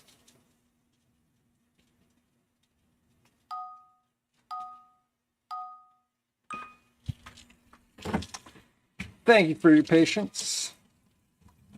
I'm just finishing up here. We'll be done after this game unless we clear the board, in which case we will do another one. The rule is if we have cleared the board, then we get to play again because we're doing well. And if we don't clear the board and people are like really frustrated and want to get redemption, we can always go ahead and play again anyway. But generally speaking, all right, we're just about good here. Finished with the dishwasher loading. Recycling is rinsed, and everything is ready to do the dishes. Now we're not going to do the dishes right now, but we are going to. The dishes are ready. They're prepped. Everything in here is the dishwasher. It's dishwasher material. I'll wash this too, actually. Okay, Instant Pot is steaming. Just about to hit our pressure. Hopefully nothing explodes. I say that as a joke, but I mean it with deep sincerity. Genuine, deep sincerity. I have a couple words that start with D still left.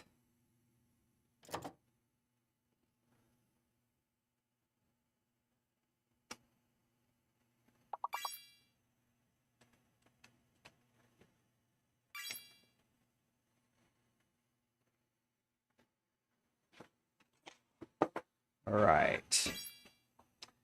Oh, so close with that one. So close. That was pretty good, y'all. I contributed. I feel great. All right, come on back over here. If you said hi during the eat it during the eat it dad's words on stream break, not what I wanted to say. If you said hi during our break and you want me to say hi back, say hi again. Otherwise, we're gonna keep chatting from here. I'm gonna keep moving. Don't put your face over that. What are you doing? What the fuck is wrong with you? Not you, me. Anyway, this is at it just hit pressure. So our timer should be starting here in just a moment. Maybe. Carly, welcome. Happy Thursday. Friday Junior, if you please. Friday Junior, if it pleases you. We are in between things. I'm making deviled eggs today. The title of the stream says maybe deviled eggs, but we're committed now by virtue of the Instant Pot being on the counter. We are committed to deviled eggs, and now we have 7 minutes on our timer. We have a cat, a sleepy cat over here, who is literally just chilling. We have a recipe that we finished. We made twice already today. The lentil tomato salad. And we're going to move along to our Brussels sprouts salad today. And I'm going to refill my water container. I'm thirsty because I drank the whole thing a moment ago and now I'm like still thirsty. I don't know. Caretaker says it's payday and that means something special. It means Christmas shopping will be done in 48 hours. Shut up. Are you serious? Not about the payday thing, about the Christmas shopping. You're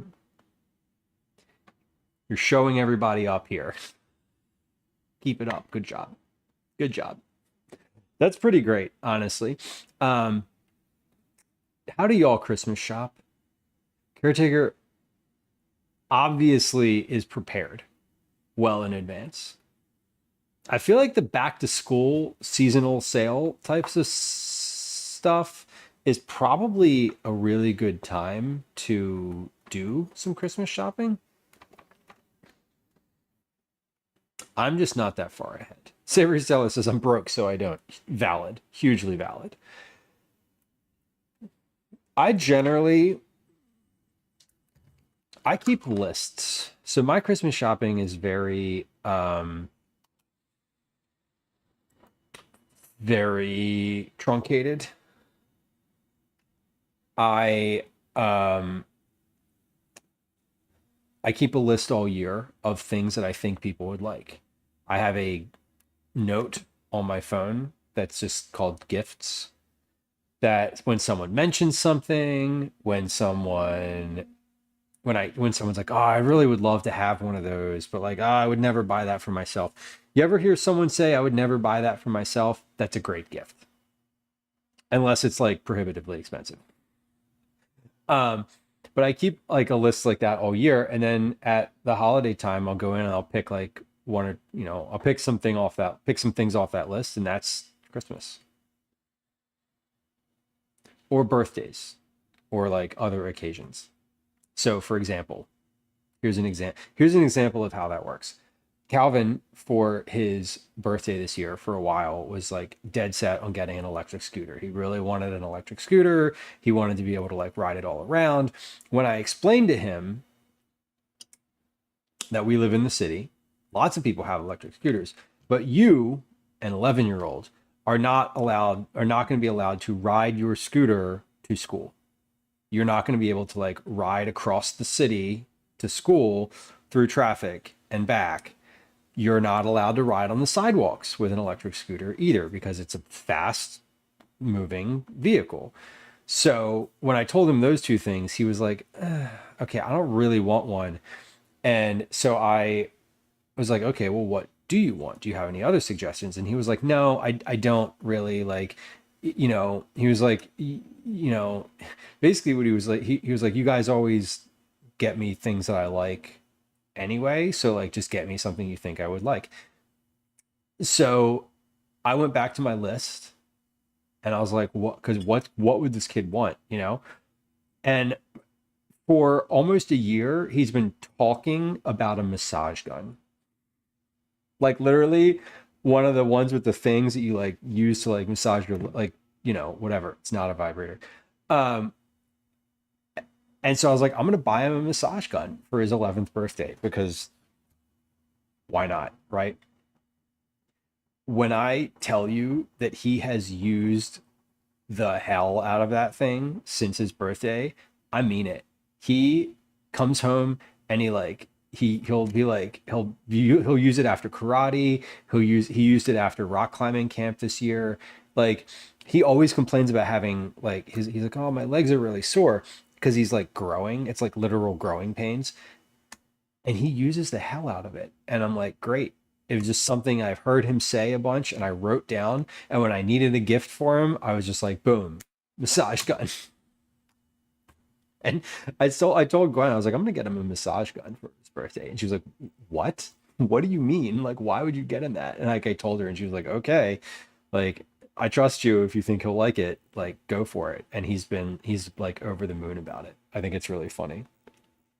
Caretaker says we found directions for Lego Pokeballs and we have all the pieces bought and sorted Saturday night. Oh man, so you are like going in on like just buying some bulk Legos and like literally making a present. That's super cool and very thoughtful. Savory Sailor says I'd never buy a yacht for myself. It's fine. I'd never buy a yacht for you either. I'm just kidding. If I was independently significantly rich, I wouldn't be streaming. I probably would actually, but I don't know. If there was a scenario where I buy everyone in chat a yacht, that would be amazing because that means that I got enough for me too. I don't even have enough to buy a used canoe right now. Or a place to put a used canoe. There is no command yacht. A 50cc moped. That's kind of amazing. I take him all around on that little electric scooter that I have, and he loves it.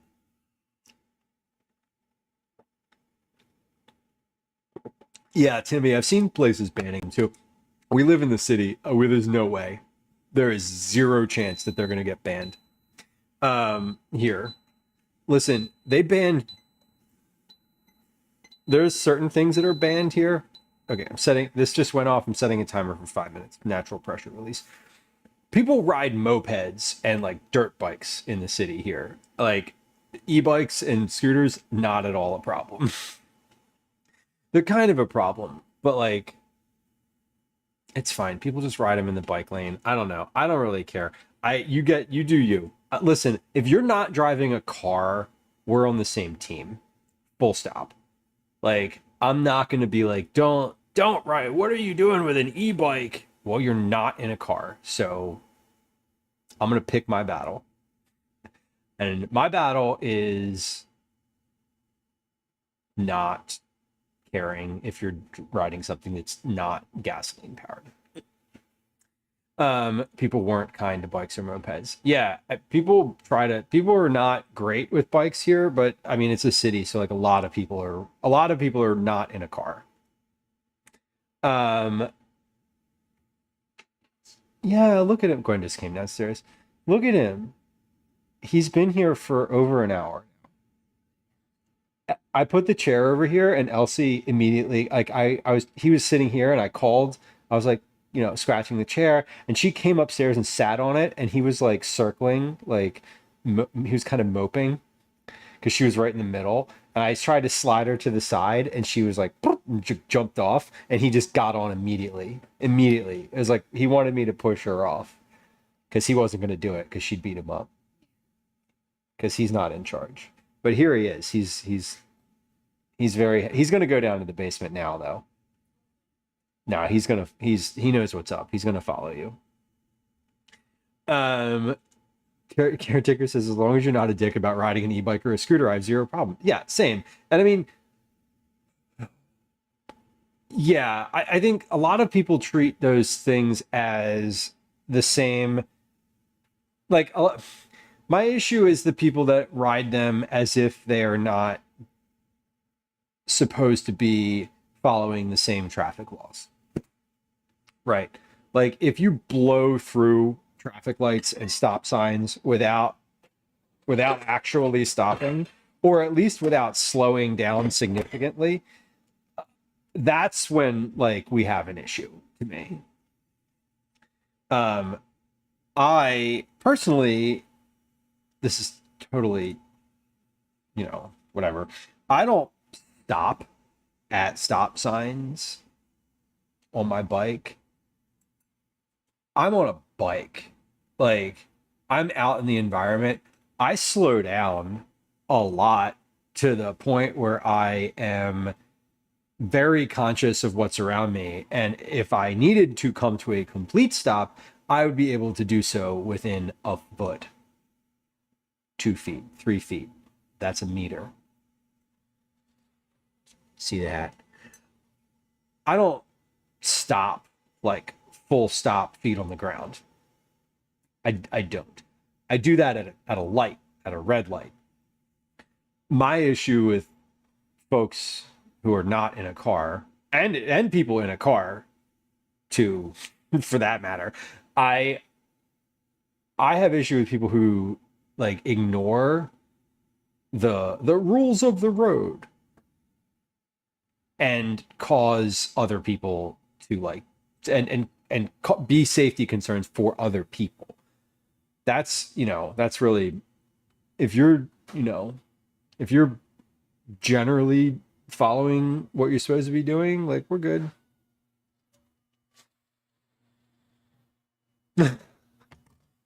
Savory, I don't love it, but when I'm never more vocal than when I'm on my bike and a car tries to, I don't know, and a car is unsafe around me for whatever that means. I uh I remember one time. There's been two times where I've really been had a response that maybe I'm not necessarily proud of. But those rental bikes, they have them in big cities. They're like, you rent a bike, they're like big clunky bikes. I was riding one of those one time and a car was behind me. And in Philadelphia, where I live, you are allowed to take the lane as a bike, any lane, anywhere in the city. You're not allowed to ride your bike on the highway. But if you're a bike and there's no designated bike lane, you are allowed to be in the middle of the lane where the cars go. And I do that because if you ride on the side, people pass you and they're close and it's unsafe. So it's literally safer to ride in the middle of the lane, period. Because cars can't pass you. But what that means is that they can't pass you. And the folks that think that they have a right to go faster, they're the ones that are dangerous, not me on my little bicycle. Anyway, I was on a rental bike one time in the middle of the lane and someone was behind me and kept honking and honking and honking. And I was like, fuck you, I'm not letting you over. Cause like, I'm literally like, okay, if you're behind me honking at me, I am not letting you over. If you're not honking at me and you're keeping a respectful distance, when I get to a stoplight or a stop sign, I'm going to pull over to the side. I'm going to let the cars behind me pass and then I'm going to go in behind them, right? That's what a responsible biker does. Anyway, they weren't doing that. They were honking at me. I was on a rental bike that I didn't give a damn about. So I got off the bike and laid it down in the middle of the lane. a 1-lane road that you could not get around it and just walked away. And was like, great, you want to honk? You got people behind you watching you be an asshole. Run over the bike. Go ahead. I'm walking from here. And they just laid on the horn. They laid on the horn because I was like, they started screaming at me out the window. And I literally just walked away, walked up the next block. I walked on a one-way block where like the cars were coming the other direction, so they couldn't like turn and follow me. I walked around. I waited like 10 minutes. I came back around. I collected my bike from the side of the road where they had to get out of the car and move it. And I kept riding. And I was like, oh my God, that was so deliciously satisfying. It was just like, you want to be a jerk? Run over the bike then. Go ahead. I don't need this. I'm just going to leave. And it was great. So happy. Do not regret that decision at all. Do I think that maybe that was dangerous and that they could have gotten out of the car and chased me? Yeah, I do think that. But also, visually, I had the feeling from just looking at them that I probably could have run faster. So I was like, we're going to take a chance here and see what happens. Anyway, that was like at least a decade ago. That was before Calvin was born.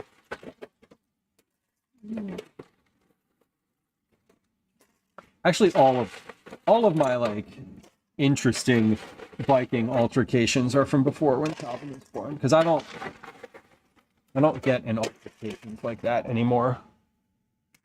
I don't have the need to do that. And hello. Welcome. Timmy says one guy blew a stop sign and almost hit me. Yeah, completely. Like, that happens. I bike in the city. I bike, walk, bus in the city more than I drive. And I don't know. It's like people see bikes as something in the way, whereas I see bikes as like a part of the infrastructure and the ecosystem of like city transit. And I think if you honk at bikes and you're the type of person who like is sort of outwardly aggressive to folks who are riding, like if you're on a one lane or if you're on a one-way street and there's one lane and you have a biker who's in front of you and they're on the side, like they're off to the side a little bit, you still shouldn't try to pass them. That's the other thing. Okay, the 5 minutes thing went off. Steam is completely released. Opening this up. You shouldn't try to pass them. It's just not safe. So I don't know. I'm very I'm a very like ardent defender of the right of someone to ride their bike safely in the city. Okay, so we're gonna put these in an ice bath now. 3, 4, many of these crack. 5, 6, 7, 8, 9, 10, 11, 12. Okay. So five or so minutes in an ice bath, I think is what it said. And then they should be good to peel. Doing this now because I want to cool these down so that I can make deviled eggs out of them. I don't know if there's anything bad necessarily about having the eggs in the ice bath for longer than 5 minutes. I feel like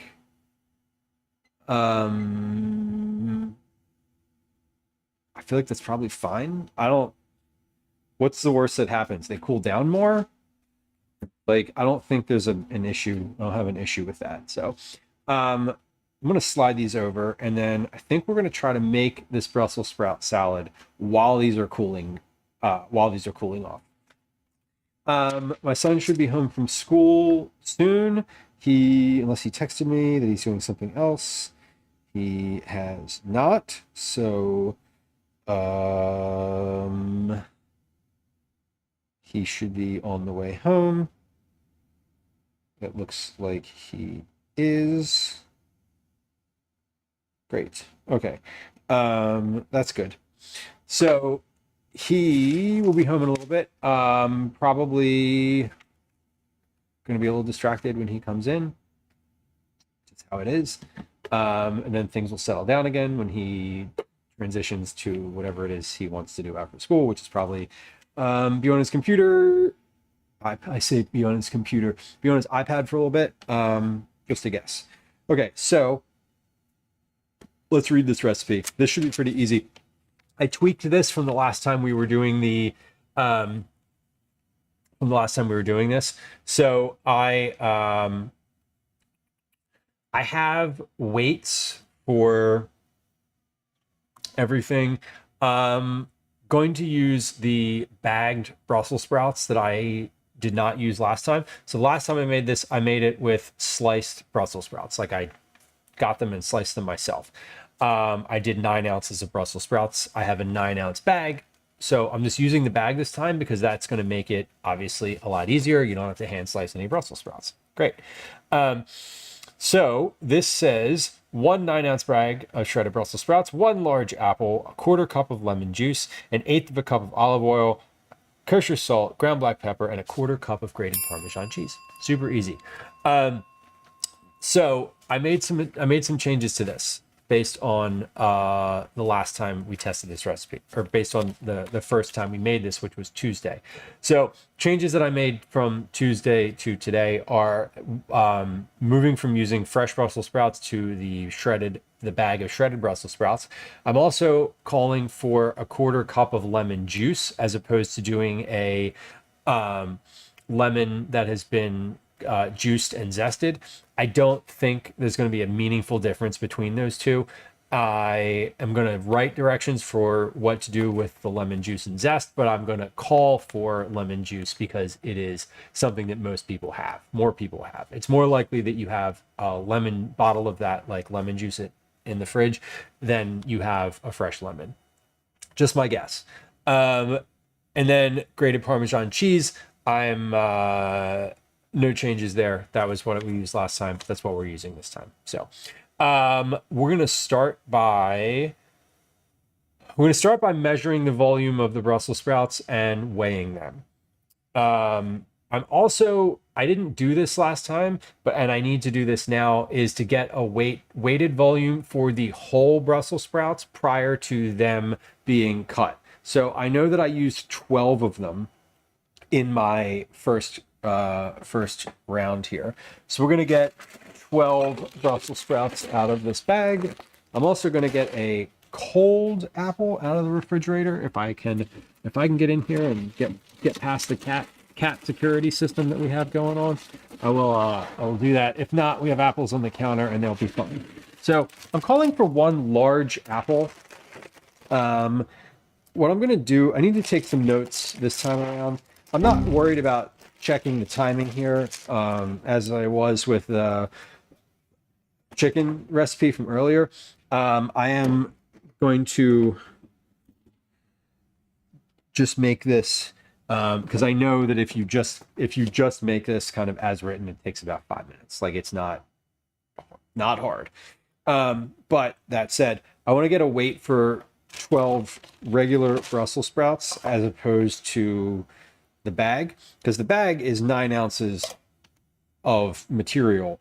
12 Brussels sprouts, after you trim them and all that, is very different. So 2, 4, 5, 6, 8, 10. 12 Brussels sprouts is 10.5 ounces. That's 5 minutes of filling time for the eggs.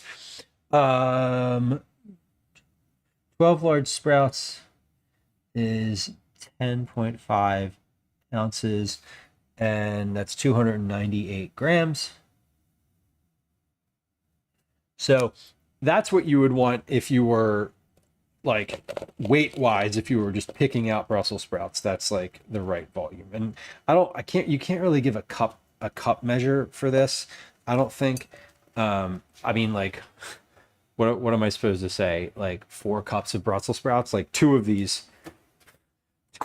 3 of these would fit in a cup measure. It's not reasonable to measure the volume of whole Brussels sprouts like this.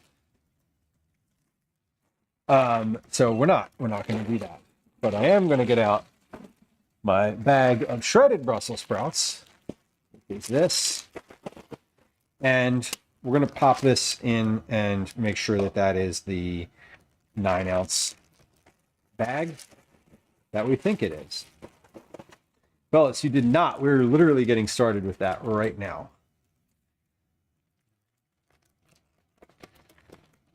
So this is a 9-ounce bag of shredded Brussels sprouts, or shaved. It says shaved. I think shaved is fine. I'm going to change the language on here to reflect that. Because again, someone would probably be like, well, all I can find are shaved Brussels sprouts. I can't find the shredded ones anywhere. Yeah, they're the same. Just get those. Same thing. All right, so we should have 9 ounces of material here. 9.4. Perfect. That's great. Now, why don't I like these? Because they come and they look, because pieces of them look like this. What the fuck is this? Like, I know what this is. This is just like a slice of Brussels sprout. And it's annoying. But like, that's what this is. It's like that. Like, this is not what I want. What I want is like, oh my God. What I want is not that. What I want is like this. So I don't love the bag of shaved sprouts, and I am definitely going to say that in the write-up here, because like, this is annoying. Is this even like, oh, I just dropped that back in there. Don't do that. Okay, it's fine. Well, I'm just basically gonna be like, listen, only use the shaved Brussels sprout bag if you have to.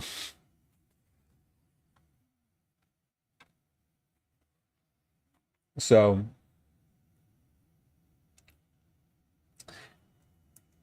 Velix, Twitch is doing you dirty today. Heard. Well, that's fine. I mean, this is still 9 ounces worth of Brussels sprouts. So, I mean, the weight is there, the volume is there. It's fine. This is like what I was expecting. In a large bowl, stir together the Brussels sprouts, cut apples, lemon zest, and all additional ingredients you've selected. So I need 1 large apple, 2 cups of apple, basically. 2 cups of matchsticked apple. So we're gonna cut enough apple here to fill that cup. Where did I put my little? There it is. Got it. I'm gonna set these to the side. Put that there. Tear my scale. So let's just, like, first off, we're gonna weigh these 2 apples. So whole apple number 1, 6.55 ounces, 186 grams. Whole apple number 2, 138 grams, 4.85 ounces. So I need about 8 ounces worth of material. So calling for 1 large apple, I would say these are 2 medium apples. I don't have a large apple, but I feel like many stores, when you like, if you just go to like a regular grocery store, like a big box grocery store, like the largest apple you can find there is probably the same amount of material as these two.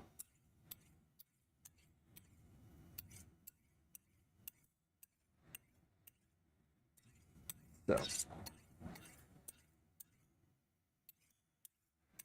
honing my knife a little bit, and we'll slice away here. So, calls for sliced into matchsticks, which is thin, small pieces. 2, 3. Okay, so this is one apple. Thought I had to sneeze. Slice this as thin as possible.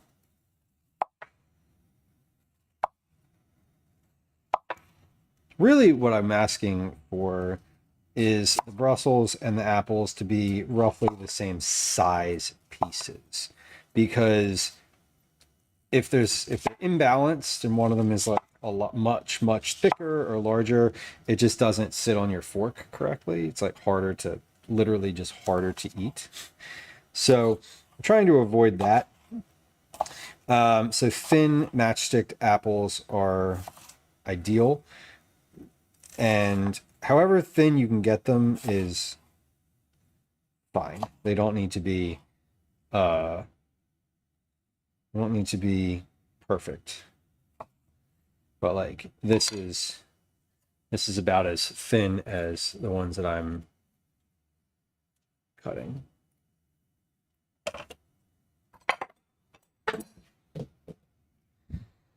Knife fell on the floor. Hands up. Don't try to catch it. Just step away. If it stabs you in the feet, you didn't step far enough. It's kind of a little life lesson.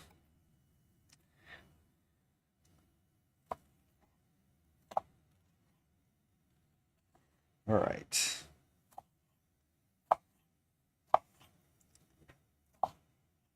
Is this the last stream of the calendar month? It might be.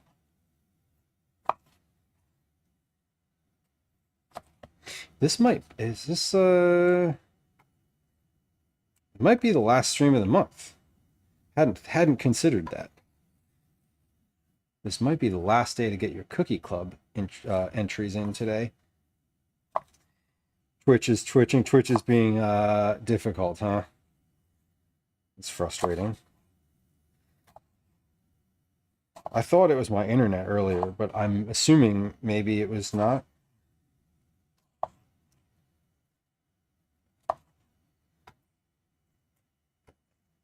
What is your experience? What is the technical experience that you're having?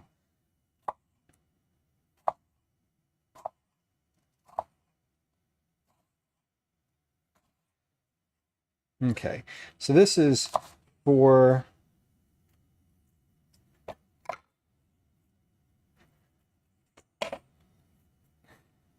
5 ounces right here. So basically 1 large apple, 2 medium, 3 small is sort of the breakdown of this. I think ultimately is what I would say, because you want 9 ounces of cut up apple. Oh man. Great. Well, that's fun. You don't need to follow anybody. What do you mean? Who's following anyone these days anyway? It's all just AI bots.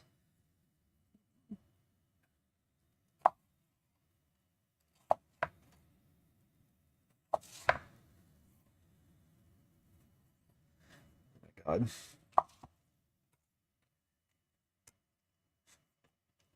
I had the other day. So I always love, I get phone calls all the time, you know, spam calls and whatever. And I realized I didn't realize this is sort of a tangential comment, but I saw somewhere the other day that someone was basically like, you know, if you've had your phone number, the longer you've had your phone number for, the more spam calls you get, because the more times your phone number has been like bought and sold and hacked and, you know, leaked and whatever. So like the more, oh, great. I've not changed my phone number in 25 years. That's perfect. Um, Anyway, where was I going with this story? Right. I always pick up the phone when someone calls me. Uh, and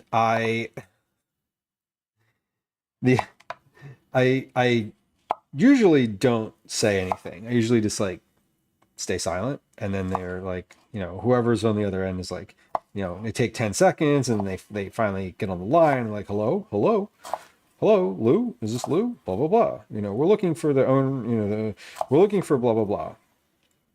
Anyway, I generally just like don't respond. I just kind of let them talk, and occasionally I do. Occasionally I'll be like, hello, what do you want? Or whatever. I forget what it was I said the other day. But I basically like I picked up and I was like, are you an ear of corn? They were like, hello, is this Lou? And I was like, yes, is this an ear of corn? And they were like, what? What? What do you mean? I am not an ear of corn. And I was like, you sound like an AI. And they were like, I am not an AI. And I was like, that's what an AI would say. Like, it's so funny because it's just like never anyone I ever want to talk to. And I know this because scam calls come from the like a lot of them come from the same area code of your phone number. And my phone number is a unique area code. And so anytime I see an area code that's like from my actual like the same as my phone, I'm like, definitely a scam. Definitely a scam. 9.15 ounces for those apples. That's perfect. That's exactly what I was expecting. So we have our apples, we have our Brussels, have our salad ready to mix. So we're just going to do our lemon juice and olive oil right in this same little container. A quarter cup of lemon juice, an eighth a cup of olive oil. So a quarter cup of lemon juice is going to be 59 milliliters. That's 58 grams, 4 ounces. We could also just use a quarter cup measure. There we go, quarter cup, 50. Perfect. All right. An eighth of a cup of olive oil. So an eighth of a cup is 2 tablespoons. So we're just going to do that in this. Again, my little metered shot glass coming in handy. Beautiful. Half a teaspoon of salt.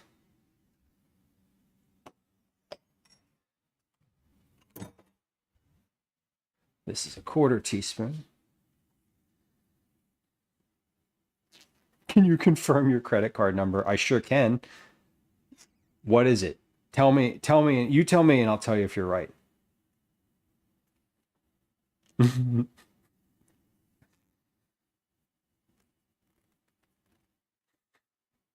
Oh my God. The worst part is that a lot of those folks literally are like destitute poor and from other countries that are quite literally trying to make money in any possible way they can. I mean, it's the same as, you know, it really is. It's like the same as someone just working like a minimum wage job just to have money. And I I get it. I get it. I don't like I feel bad and also like I don't want them to call me. half a teaspoon of salt, half a teaspoon of pepper.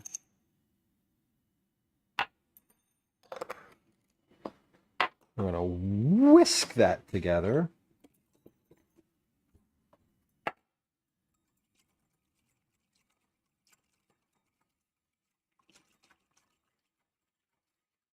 We got the sleepiest cat. He is deep into some sleep over here. He is really, really just chilling. This cat is so asleep right now. He's like big breathing. We're not even going to say his name. Okay, and I need to get the Parmesan cheese out. I need to do that delicately without disturbing the sleepiest boy. There it is. And I need to get the lid for this out. Can I do that? Oh, I'm sorry. Okay, just a little nudge. There we go. All right. Yeah, the folks giving up their life savings is obviously not ideal and not at all what you want. I just hope just never don't click. If anyone texts you anything and their number isn't in your phone, don't respond. Don't, even if someone's like, it's your friend so and so, then you know what you do. You go to the other channel. If someone texts you and is like, hey, it's your cousin, like, go to Facebook and message your cousin. Go to Instagram and message your cousin. Like, go to a different channel and verify that it's them. Like, hey, did you just text me asking me for money with a link? That's weird. Why did you do that? And then they're going to be like, no, I didn't. And then you're going to know it was a scam. Like, literally just never click on anything.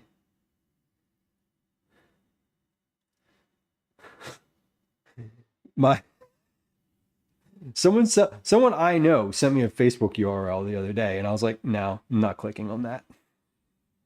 I'm not clicking on it.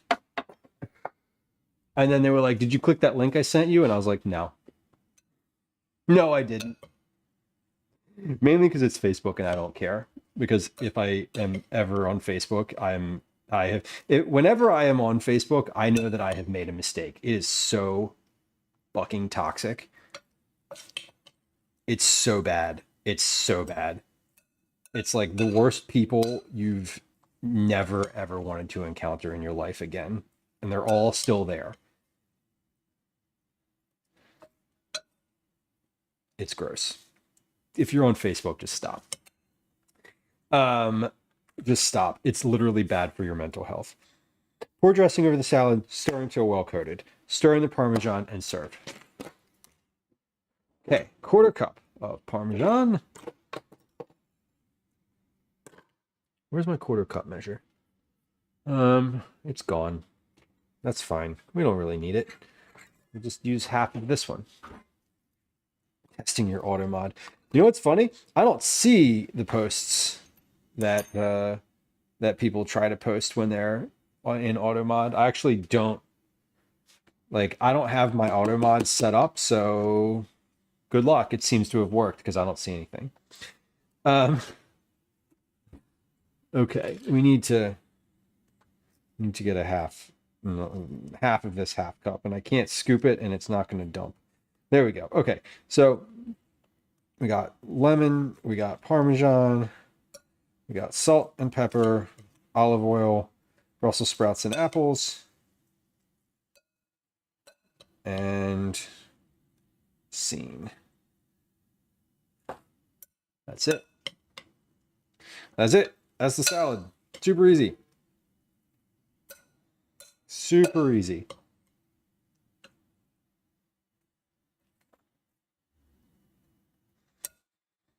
Okay. So let's try it. Then we'll make some deviled eggs. Wait, this goes in the fridge. This stuff all goes in the fridge. And there's a cat in front of the door. Of course there is. Great. Okay, so we're gonna just give this a shot.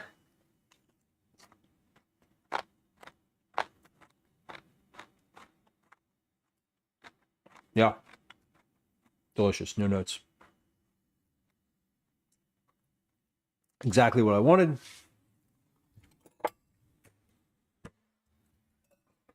Exactly what I wanted. I don't know what else to say. Final volume of this is 6 cups. That's what it was yesterday. So that's good. Let's take a volume of this with the bowl, and then later I will revisit the actual measurement here to see if that is the right amount. Or not see if that is the right amount. To see if that is the... If that is a... We'll see what the difference is. We'll measure this. We'll actually measure this later. Okay, so 2,081 grams, 73.4 ounces.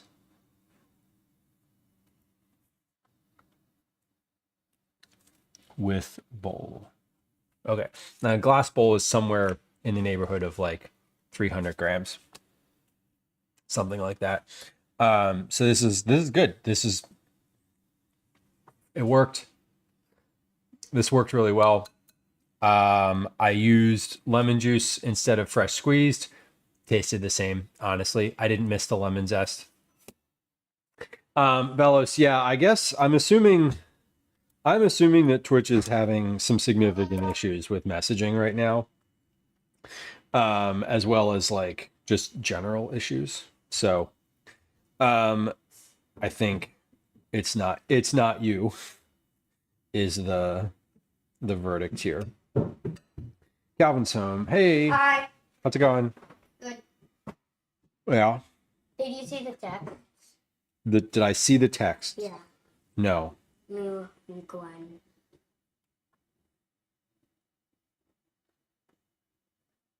Oh, hey. I didn't realize you were standing there. Yeah, I guess so. Yeah. Mom said it was fine. Yeah. And his dad said. We're staying longer though, remember? Yeah. Okay. So what does that mean? What does that mean then? I don't know. Okay. Because I am not able to like walk you home until 8 p.m. Mm-hmm. Right? Yeah. So yeah, what does that mean for you then? Does that change things? I don't know. Not for me, but Okay. Okay. I'm reminding you that we're not leaving at 7 today. yeah. Okay. Cool. Well. Okay. That's fine. Yeah, I'll be there. Hope school was good. Do you folks want you want a little snack of some kind? Maybe in a moment. Okay. I have Brussels sprouts here if you want. It's a Brussels sprout salad. What else do I have? I have some other snacks here, I think. Cool. DJ Harley, he's off again elsewhere. Obviously. He's let's see, 6, 7, 8. Okay. No, that was 6 cups. So I need 4 and 2. All right, cool. This is we're just gonna package this up and then we're gonna make some hard-boiled eggs. Or not hard-boiled eggs, deviled eggs. Hard-boiled eggs are made. We're deviling them.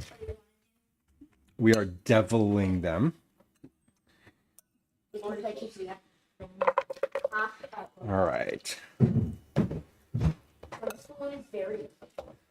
Yeah, I don't have a lot of things. Yeah. So Calvin's here. One of his friends from school came over as well. So a bit unexpectedly because I was not. Apparently he was texting about it. I didn't see the text, but he was texting with Gwen, so that's totally fine. I was just like, I looked up and I was like, oh, there's another human here who I was not expecting to see in the kitchen right here. It's always a little bit jarring. But yes. Okay, so we're finished with the Brussels salad. We have a picture. We have our salad. It's all measured out. Funny because the salad, the Brussels sprout salad, and the lentil chicken salad made basically the same volume of yield. I keep saying yield because it's funny. When I write these recipes, they ask for what the yield is, in the context of like it being the overall volume of the recipe. I just find it very amusing. I don't know why. It's just an interesting term for a food product. Although for farmers are like, what do you mean? Okay, but both of these recipes worked really well. I think the lentil one, I'm still up in the air. Honestly, I think I might end up testing that one again because it didn't quite come in at 30 minutes. It was a little more than 30 minutes. But I think I could get it down just a touch more. Anyway, this Brussels salad is very good. The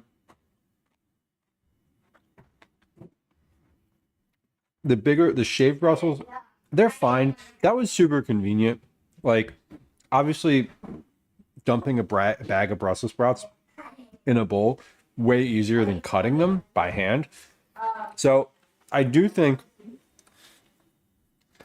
I'm coming around to the convenience outweighing the form. Anyway, the Parmesan in here is really good too. Adding it last, I think, is important. And I'm going to note that. Like, adding it after everything's been dressed, like right before you serve it, is probably the best path. So, all right, we wash my hands. We're going to peel these eggs and we're going to make some deviled eggs.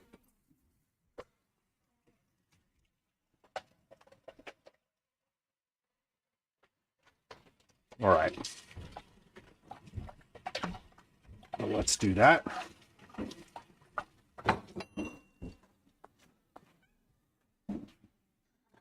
And let me get a fresh towel here. So, our 2/3 of what we were hoping to accomplish today is finished, and the deviled eggs hopefully will be very easy in terms of getting them done. Deviled eggs, we're just going to peel and slice. Peel, slice, make the filling. I don't have a recipe for these. There's no like family recipe for deviled eggs here. I'm just going to kind of make them up as we go. I don't have I think last time I ended up making kind of too much filling, which is not like a bad thing necessarily. But I am going to try to just keep it to a little less today. So let's see how these peeled, or how they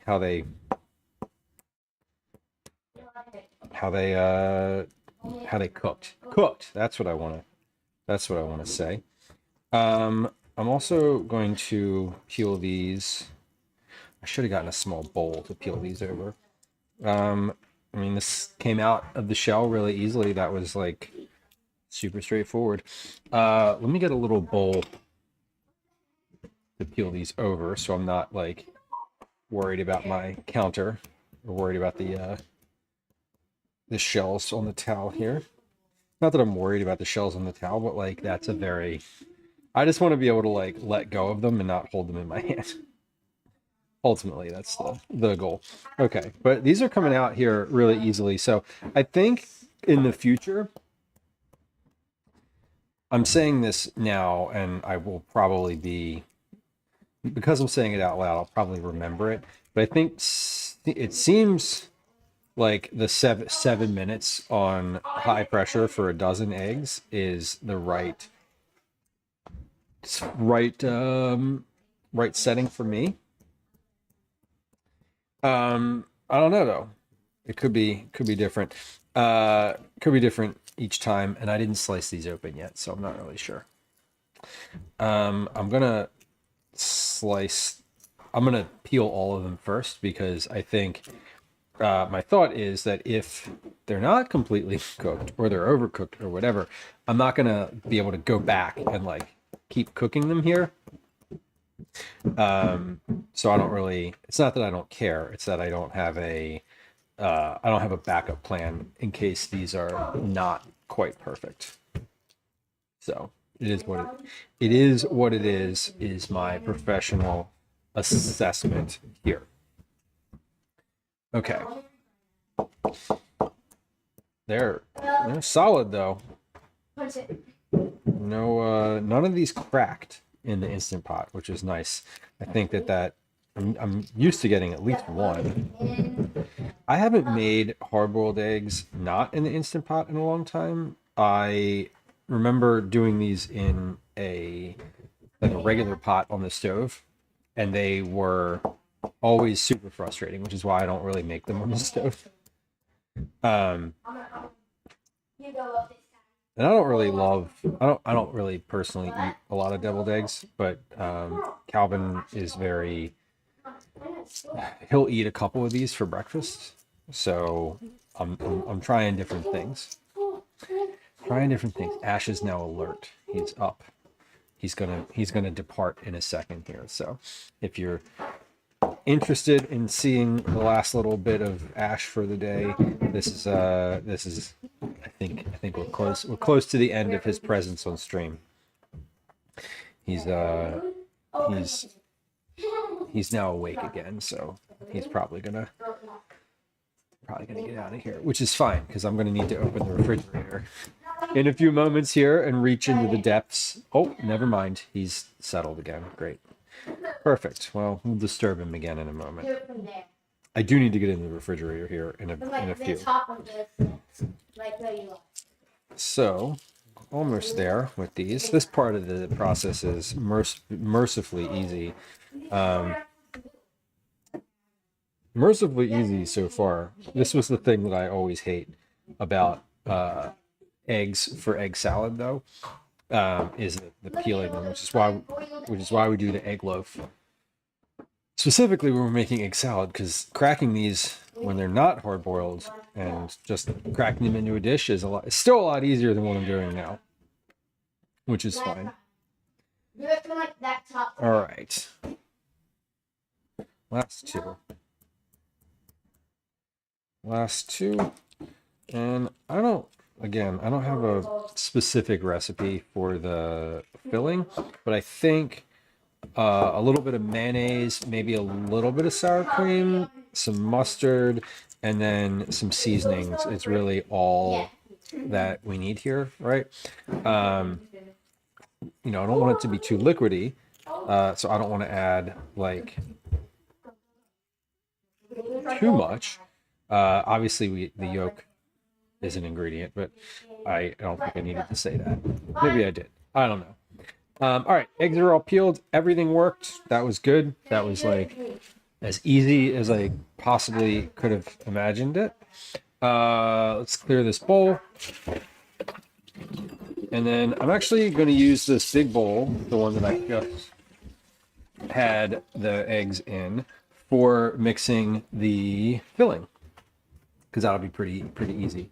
And it's already here, and it's pretty clean. Already only had water in it, and cooked eggs.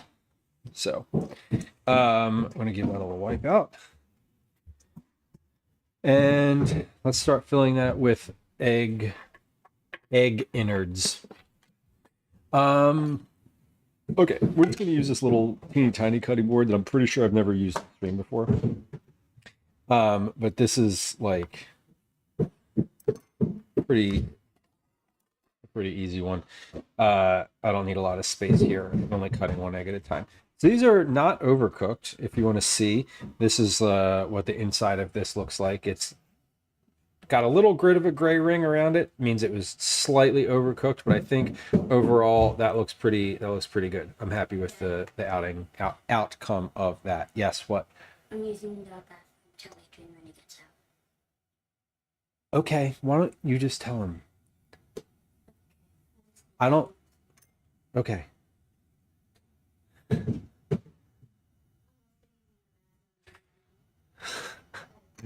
Okay.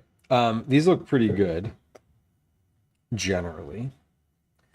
You know what the nice part about making a dozen eggs for deviled eggs is? When you're finished, you have 24 of them. I'm just kidding. I mean, you still only have a dozen eggs, but it feels like you have more. It feels like more food somehow, even though it's like the same volume. All right, but I'm gonna put these on this plate. I don't really have an egg, a deviled egg receptacle. You know how folks have it like when they go to parties or whatever, they bring like a fancy deviled egg tray. I don't have one of those. I kind of wish I did. I think we're moving into the territory of needing one of those because this is definitely a breakfast favorite for Calvin, and I'm not. I don't. They're weird to store. There's the trays that are made for deviled eggs are like one of those things that's like exactly perfect for what it's supposed to be and like is actually helpful. It's not, it's like a one-use tool, but it's like the only tool that's good for that use, if that makes sense. Yeah. Ash is chilling. He's been sitting on that chair for like 2 hours now, just hanging out. I think he likes hearing me talk and just like being nearby. He's very present. When y'all came in, he like woke up, but then just like decided to be back asleep again. Oh, that one ripped. Damn. Okay. Yeah. I was just saying I need a deviled egg tray. I need like a thing to like put these in. You know what I mean? Like one of the like things that you, I don't even know how to describe it. A tray. Yeah. All right. Only one. Ash, what are you doing? He's banging his head against. Whoop! There he goes. He almost just fell. Good save. He saved himself. Good job. You don't need to be embarrassed. You're a cat. Nobody expects anything of you. Okay, but that's too many eggs for one plate. I need a second small plate.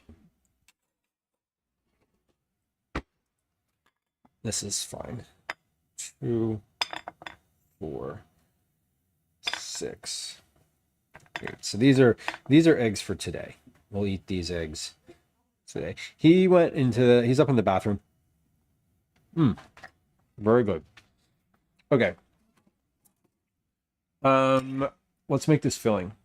So we're going to take the filling and mix it in this bowl, and then we're going to put I think I'm going to put it in like what I did last time was just put it in a piping bag, like a cake icing type of bag, and mix it up in there. That seemed to be the easiest thing.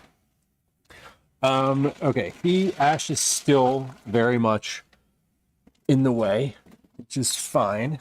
I'm gonna take a little bit of mayonnaise out of here. I'm gonna use a little bit of sour cream if I can get to it. I can. I'm trying not to disturb you, Boo. I really am. I'm trying not to mess with the kitty. He's being so good. And then other stuff in here, mustard, we have a little bit of Dijon mustard, salt and pepper, dried dill. I think I might have used the rest of my dried dill yesterday. No, I didn't. Here's some dried dill. We use the rest of that. And then just a little touch of hot sauce, I think is the right move. Maybe just a little bit of Cholula. I think that'll be ideal. All right. I do need to get in this drawer now, Boo, because I need to get a fork out. I'm sorry. we get a fork. While we're in here, let's just get a big spoon because I'm probably going to need that too. There we go. Okay. There we go. He's like, what are you doing? Why are you touching me? And also I need a spoon. I need another spoon. Sorry, if you want to be in the kitchen, you gotta deal with it, honey. Sorry. I'm trying. Oh, big yawn. What a good boy. Okay, so I'm gonna add a little mayonnaise in here. Not the whole thing of mayonnaise. We'll just leave that on the counter with the spoon in it in case I want more. And a little bit of sour cream. Again, not the whole thing, just like a touch of sour cream. About a 3-to-1 ratio mayonnaise to sour cream is what that looks like. Is that a recipe? No, it's just kind of what I'm going for. We'll throw this dill. That's plenty. Mustard. Give this a shake.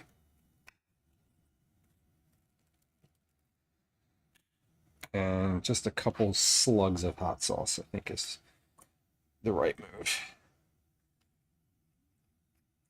Salt. Big, generous pinch or two specifically. And a little bit of pepper. Mash that up. Just take this fork and kind of start to mash. Now this is, I want this to be smooth. So once we've got this mashed, we're going to start stirring. And I'll probably use that big spoon that I had for the sour cream for that part. Maybe, I don't know, we'll see. But I do want this to be smooth. Relatively smooth.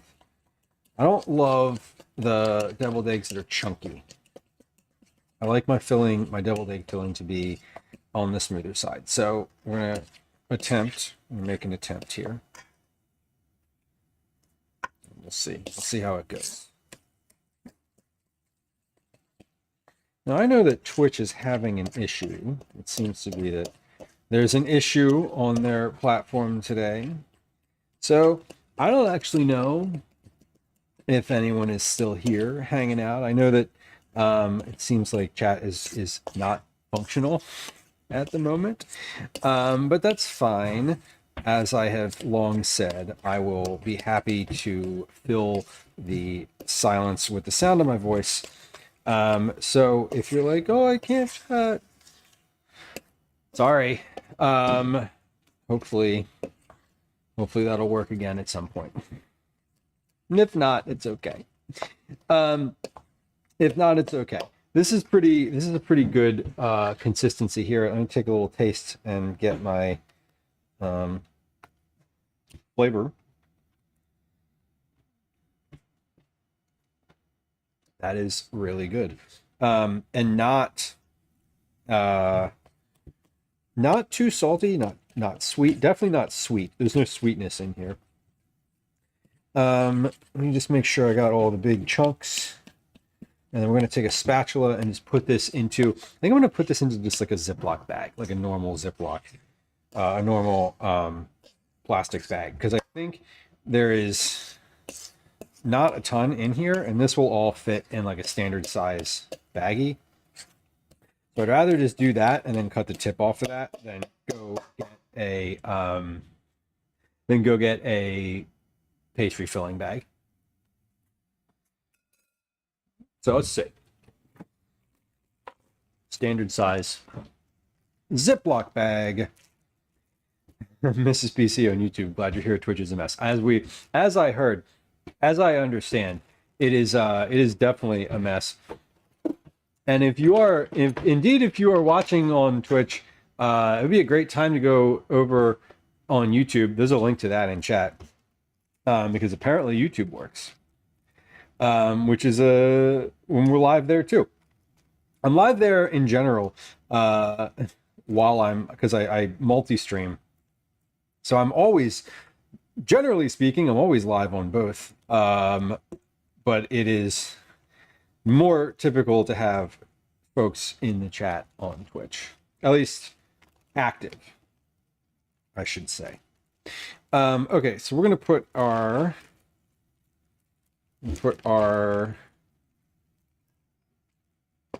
filling into this Ziploc.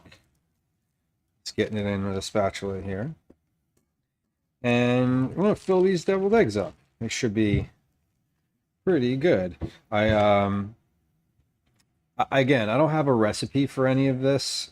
This is all just like, what is my personal taste in this moment? My personal taste and availability of effort, I think, is also an important factor. Like, would I probably opt to put like fresh herbs in here? Sure, mostly, if this was the first and only thing I was doing today. But it's the last of a lot. So, no fresh herbs. That's how it goes. But let's get everything else here put away. My son just came downstairs and said, it smells like farts down here. I want to steal Ash. It does smell like farts down here. It's the hard-boiled eggs, How long you know. has he been here? He's been there for at least 2 hours at this point. He arrived and is just hasn't moved. He's been very happily hanging out. Yeah. He now will get on the chair himself. If he's lurking around and lingering, and I just bring the chair over, he'll just like get on it and sit there. He looks comfortable. Yeah, that's his. He's very photogenic. He is very photogenic. That's his spot. That's definitely his spot. He loves it. All right. I'm just about to finish these deviled eggs. You want one? Not right now. Not right now, Dad. I want candy instead. Look at you. Look at you. Fistfuls of candy. Dude. Yeah? We got a small fist.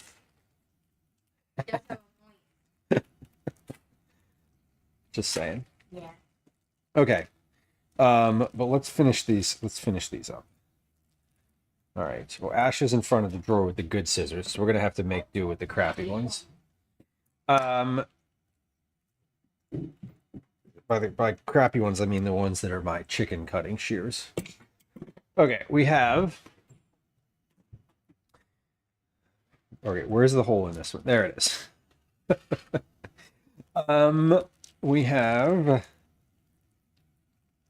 filling ready to go. Let's come on down here and you can see this in greater detail as we fill some deviled eggs. So again, this is not a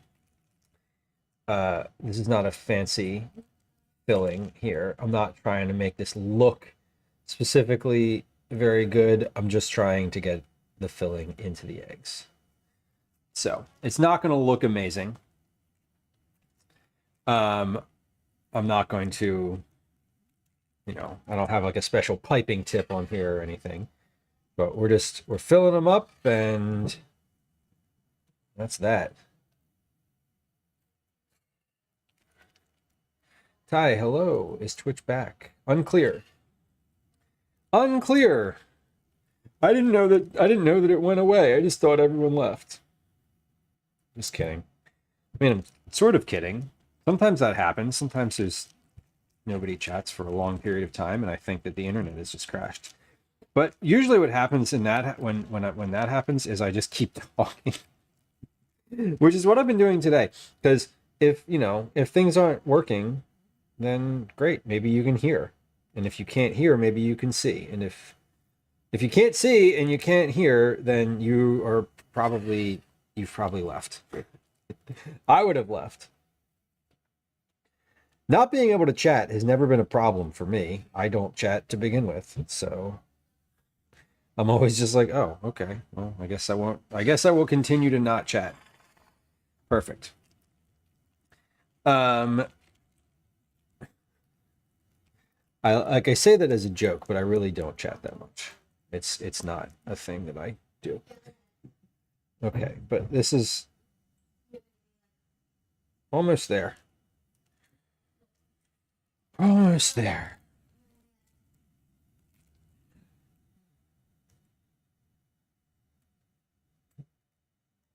Okay.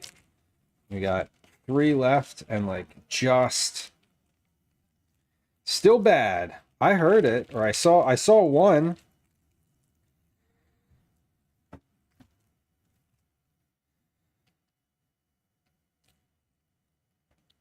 So last time I ended up with a bunch of extra filling, and this time I feel like I got the ratio just right. Because that is the last egg.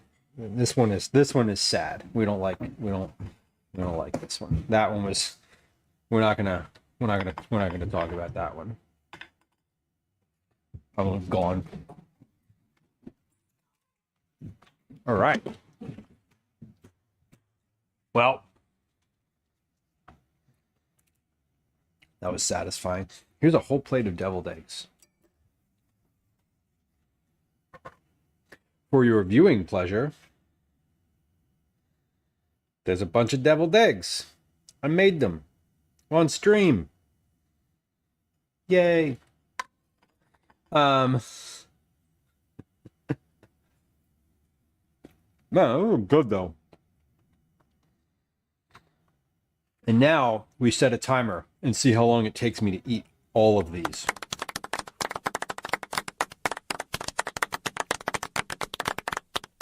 How long do you think it would take to eat a dozen hard-boiled eggs? I think less than 5 minutes. I don't think I'm going to try it. But I definitely just thought about it just this moment.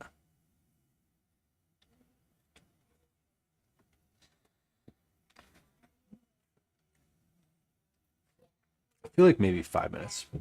The aftermath would not be good. No.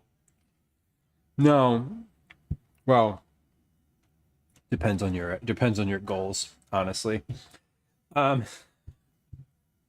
Grim. Cool. Well, what did we do today? Great question. The indigestion, right? The indigestion would be something to would certainly be notable. I don't think you'd be pleasant to be around. That's for sure. You would just it would end up yeah, you'd be awful to be around. Man, yeah, I'm trying to like load something here and the internet's just like, nah, we don't want you to do that. Why would you want to look at your following page? Who follows anyone, really? I do. I follow people. But I'm looking to see who's in the food and drink category. That's what I'm doing right now. Whoa. Nobody. Not nobody, but there's so many of these awful channels that are like the 24/7 like street food channels. I hate them. I don't hate them conceptually. I hate them insofar as they are clogging up a category with real people in it. Cool. Lucky you're able to stream. I think I got in, but I think they grandfathered me in before the apocalypse of terrible encoding today. I'm guessing. Yeah, I can tell. There's like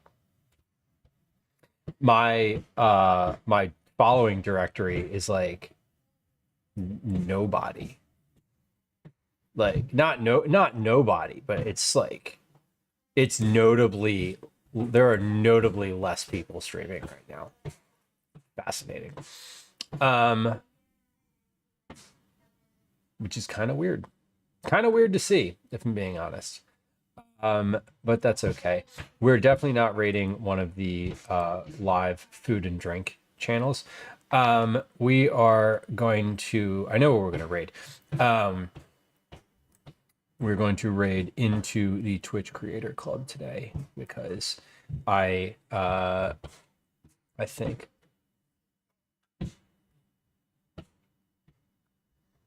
I think we are.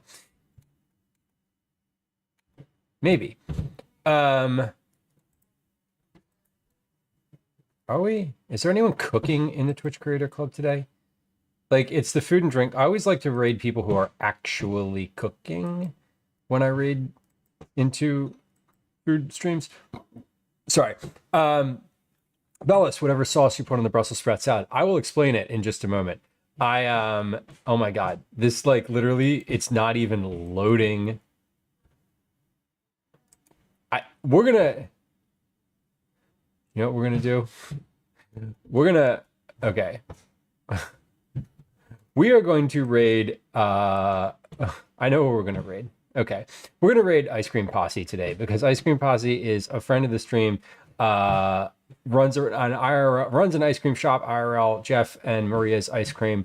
Both Jeff and Chef Nagin are streamers, fellow food and drink streamers, some of the first folks I encountered on the Twitch platform, to be honest. So we're going to raid over there, but first we're going to talk about what we did today on stream, and we're going to talk about the sauce that I put on the Brussels sprout salad as part of that Velos. So profit. Okay, what did we do? What did we do on stream today? We tested 2 recipes. We tested the V2 of 2 different recipes that I'm working on. The first of those is this lentil chicken tomato salad, which looks like this. It is good hot, it's good cold, it's good at room temperature. It has lentils, grape tomatoes, parsley, chicken thighs, and garlic powder. That's it. Salt, pepper, a little bit of olive oil. So super straightforward, very easy to make. Takes less than 30 minutes with canned lentils, takes just over 30 minutes with dried lentils. I am going to finalize that recipe tonight, and that will be live whenever they publish it. I don't know when that is. So that was recipe number 1. We made that twice. We made it once with canned lentils. We made it again with dried lentils. Both times worked really well. Recipe number 2 today was a Brussels sprout apple salad. This is super easy. The goal of this salad is something that you can make in like under 5 minutes. That takes so little effort. My other goal with this is that I would love it to be something that you could make with things that you almost always have in your house. So the title of the working title of this one, I don't actually remember the working title of it, but it was the pitch was just like it's the can I bring anything last minute salad.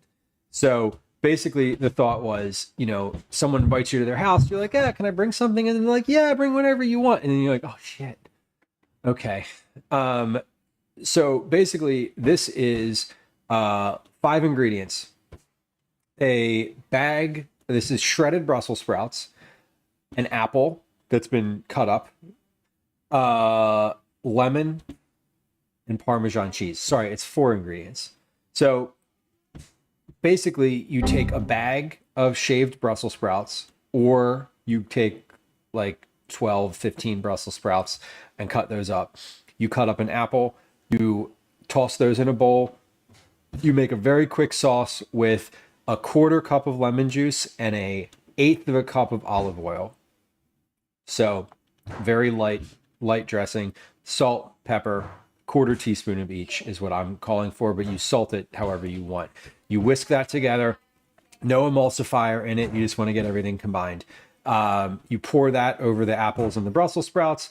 Then you add a 1/4 cup of Parmesan cheese. And I don't mean fresh shaved Parmesan. I mean the like dried shaky cheese kind of Parmesan that comes in this kind of container. If you want to use fresh Parmesan, by all means, it would be delicious. It would be way better, but that's not the recipe I'm calling for. So my thought with this is, if you wanted to make this for a party and you were like, oh, I just need something fresh, like I don't want to cook anything. Everyone loves it if you bring like a little salad or something, because greens. If you have an apple, literally an apple, a thing of Parmesan like this, and a container of lemon juice. You get all those things together, and on the way to the party, you stop at the grocery store and you buy a 9-ounce bag of Brussels sprout shavings, and you just toss that in the bowl, and like you're good to go. So that's the intention of this salad, is that it's like super easy. Have I made this for years? Yes, I have. I always make it a little more complicated than this, but this is like the most streamlined version of the thing that accomplishes the key elements of what I wanted. So we did this lentil salad. We did a Brussels sprout salad. Did I show this to you? It looks like this. Here's what it looks like after it's been resting in the fridge for like, I don't know, an hour. You can add dried cranberries to that. You could add raisins to it. You could add walnuts or pine nuts. You could add pecans to that. You could add fresh blueberries, which would be really good. Dried blueberries would also be really good. You could add some cheese to it. Other cheeses if you wanted. You could obviously season it however you wanted to. If you wanted to make it with cabbage instead of Brussels sprouts, go for it. Same thing. 9 ounces of Brussels, 9 ounces of apples. 4 cups of Brussels, 2 cups of apples. Anyway, so we made these 2 salads. We tested those. I'm going to finish writing those recipes. I'm going to submit them, and then we're going to have those be live at some point. Whenever they're live on the internet, you will find them at the recipes page on the website, Command Recipes, if you want to see what that is. And this is a plate of deviled eggs. We made these in the Instant Pot, 7 minutes in the Instant Pot, 5 minutes pressure release, 5 minutes in an ice water bath. Actually, more like 40 minutes in an ice water bath. I don't really remember what was in here. I think it was mayonnaise, hot sauce, mustard, sour cream, dried dill, salt, and pepper. Deviled eggs. They're really delicious. These are going to be my kids' breakfast for the next like 5 days. Anyway, that's what we did on stream today. It was very productive. I feel very good about both of these recipes. They're not due for like weeks, so I'm literally like way ahead of some things. So that's awesome because it's the school year and I'm like really deep into PTA shit right now. In fact, I need to end stream today and do things for PTA. Fun. Anyway, we're going to rate Ice Cream Posse today because I haven't rated Jeff in a long time. He's a good dude and I like him a lot. And this weekend, I believe, is his stream community anniversary situation. Anyway, I'm aware that there's still some issues on Twitch. Sorry to hear that. It is super frustrating and annoying. And that is a free platform that you get to join and watch hours of entertainment just for watching ads. So, D Gamers, hello. I was not aware that there was a new game coming out. I am understanding that there is in this moment. Okay, next week, let me just share it. Next week, we'll be live on Wednesday and Thursday next week. Next week is going to be kitchen stream, both streams. Wednesday is going to be a meal prep stream. We're going to be prepping for a camping trip. Thursday, we're going to be doing Cookie Club. So we'll be doing their Cookie Club drawing on Wednesday as well.